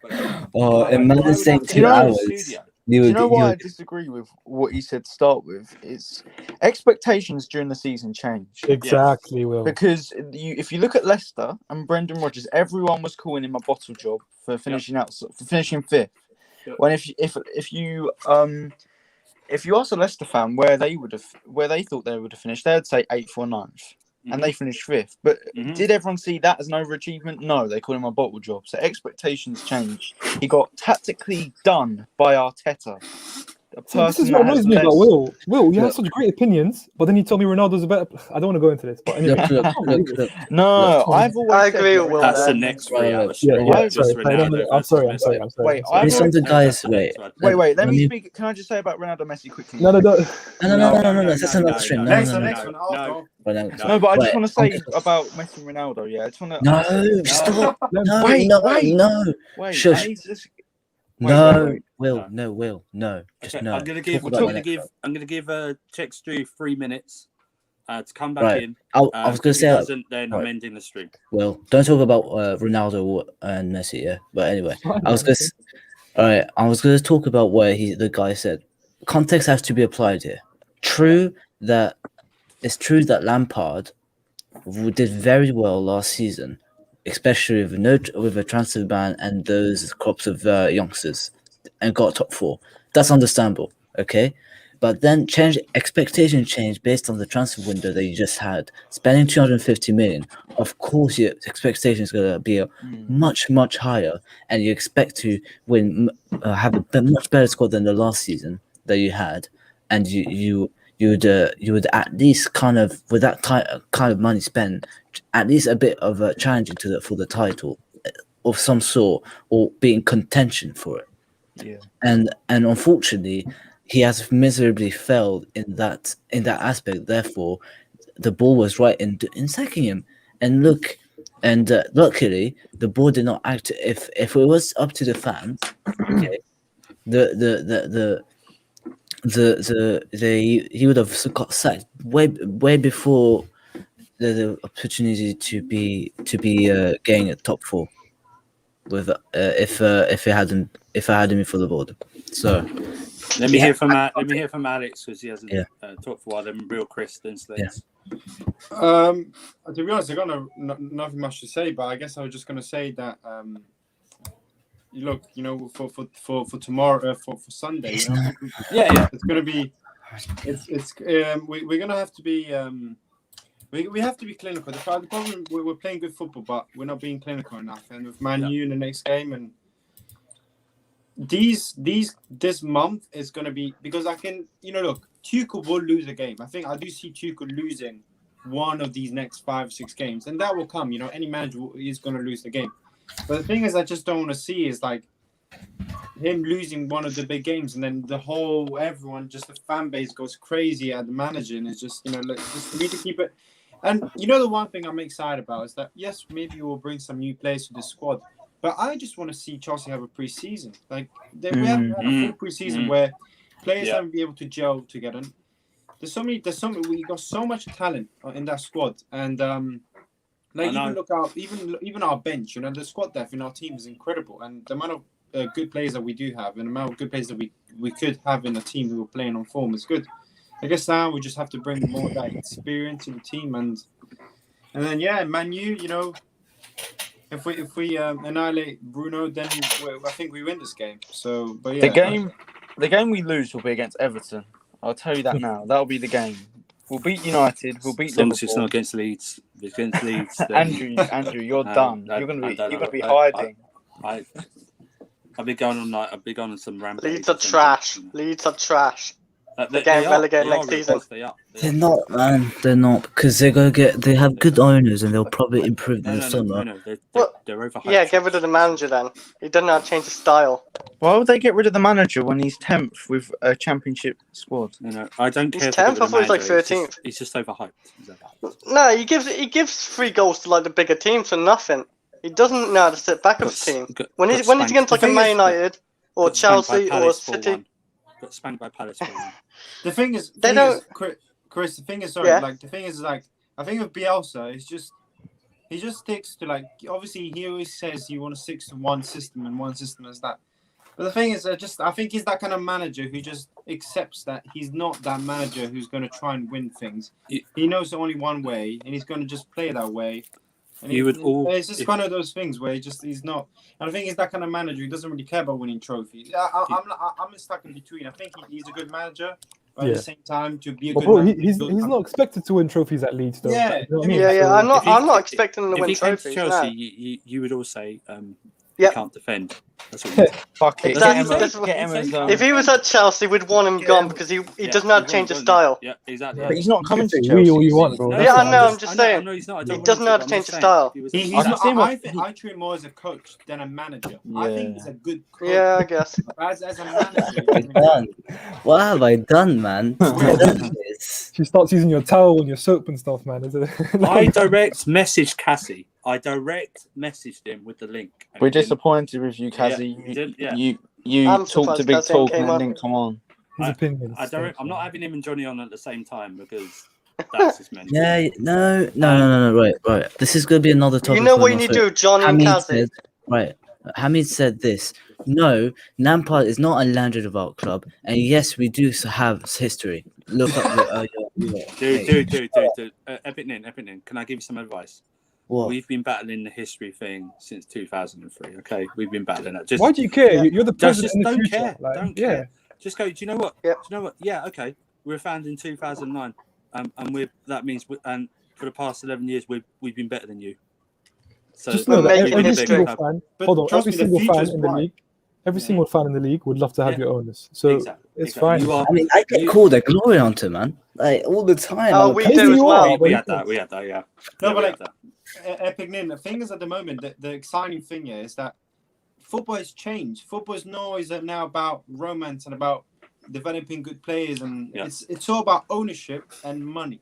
And at the moment, the two clubs would say who actually are in a good stable is Chelsea and Man City.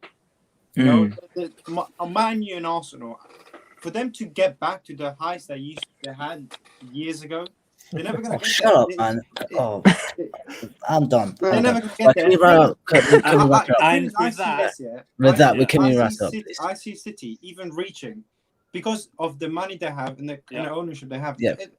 Nowadays, if a club is run properly, the club will see. I can see City go for the next 10, 20 years.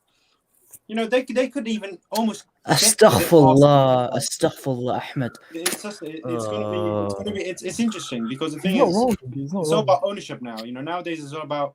There's no manager going to stay at a club like Ferguson for 10 years and develop players and do this and have that kind of club. At the moment, it's all about ownership, and you know, football's changed in a way. And with that, let me just leave it on this message that it is inevitable that City will win the Champions League, whether it's this year or not. It is inevitable, like Thanos said. Let's just hope it's not this year, man. I wish we were run like City. I will say next season Chelsea coming. Yeah, that's it. That's relax, finish bro. it. That's it. I'm having a headache. Okay. No, seriously, we're going to be done. So, we have done this very short episode. I've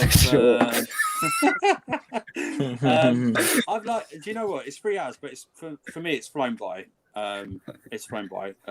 Great debates, great unpopular opinions. People who thought they were unpopular opinions, but they were actually popular opinions. Everyone here has contributed so well. I thank you all. Alex, CFC, you've been great in modding the chat today. Brilliant. Real Chris, thank you for your contribution. Epic Nin. Thank you for putting us in. I don't think he's been on for that long because he's very, an Epic Nin. Thank you for putting our the channel in. Yeah, thank you for doing that. Slens, I'm a moderator thanks for jumping on. Hope we got through your whatever work you had left. Shit to do. Let's do socials. Real Chris, where can everyone find you? People can find me at Twitter at RealChris50, making videos or I don't know, making rumors up or something. I was about to say that, yeah. Chatting. Don't be fooled by Real Chris. He posts fake rumors. So. Alex, CFC, where can they find you, bro? It's just on Twitter. It's just Alex Repeto about 99, but I'll put it in the chat and then for people just to follow it. Epic Nin. Socials here, on Twitter. All the links will be there. Hey. And Slens. Yeah, you'll find me on Twitter just calling Epic Nin a glory hunter. The at is right there. That is right there. And Will? Just go and follow the KH account on Twitter at KH No Filter. Yes, I'm the Winter Surfer on Twitter. I do have an Instagram account under another name, but I'm very poor at Instagram, so I won't be sharing it out. Yes, thank you all for staying with us. Like I said, we never went on. I think we briefly went under 30 for about a minute or so, but we stayed consistent with between 30 and 50 viewers throughout the stream. If you joined us for the whole 3 hours, you are a goddamn trooper. If you come in and out, thank you very much. Hit the likes. Subscribe to the channel, follow KH No Filter, spread the word. Want to get to 1K, we'll have all these guys on all the time. Kai will be back. Kai wasn't supposed to be on. If you missed it, he did make a cameo because someone said the wrong. Someone mentioned his Someone mentioned that. I'm going to do what Kai does. So he actually stole it from Hulk Hogan. So eat your vitamins, say your prayers, have a good day. Be nice to each other. Enjoy your weekend. Goodbye. Or hell.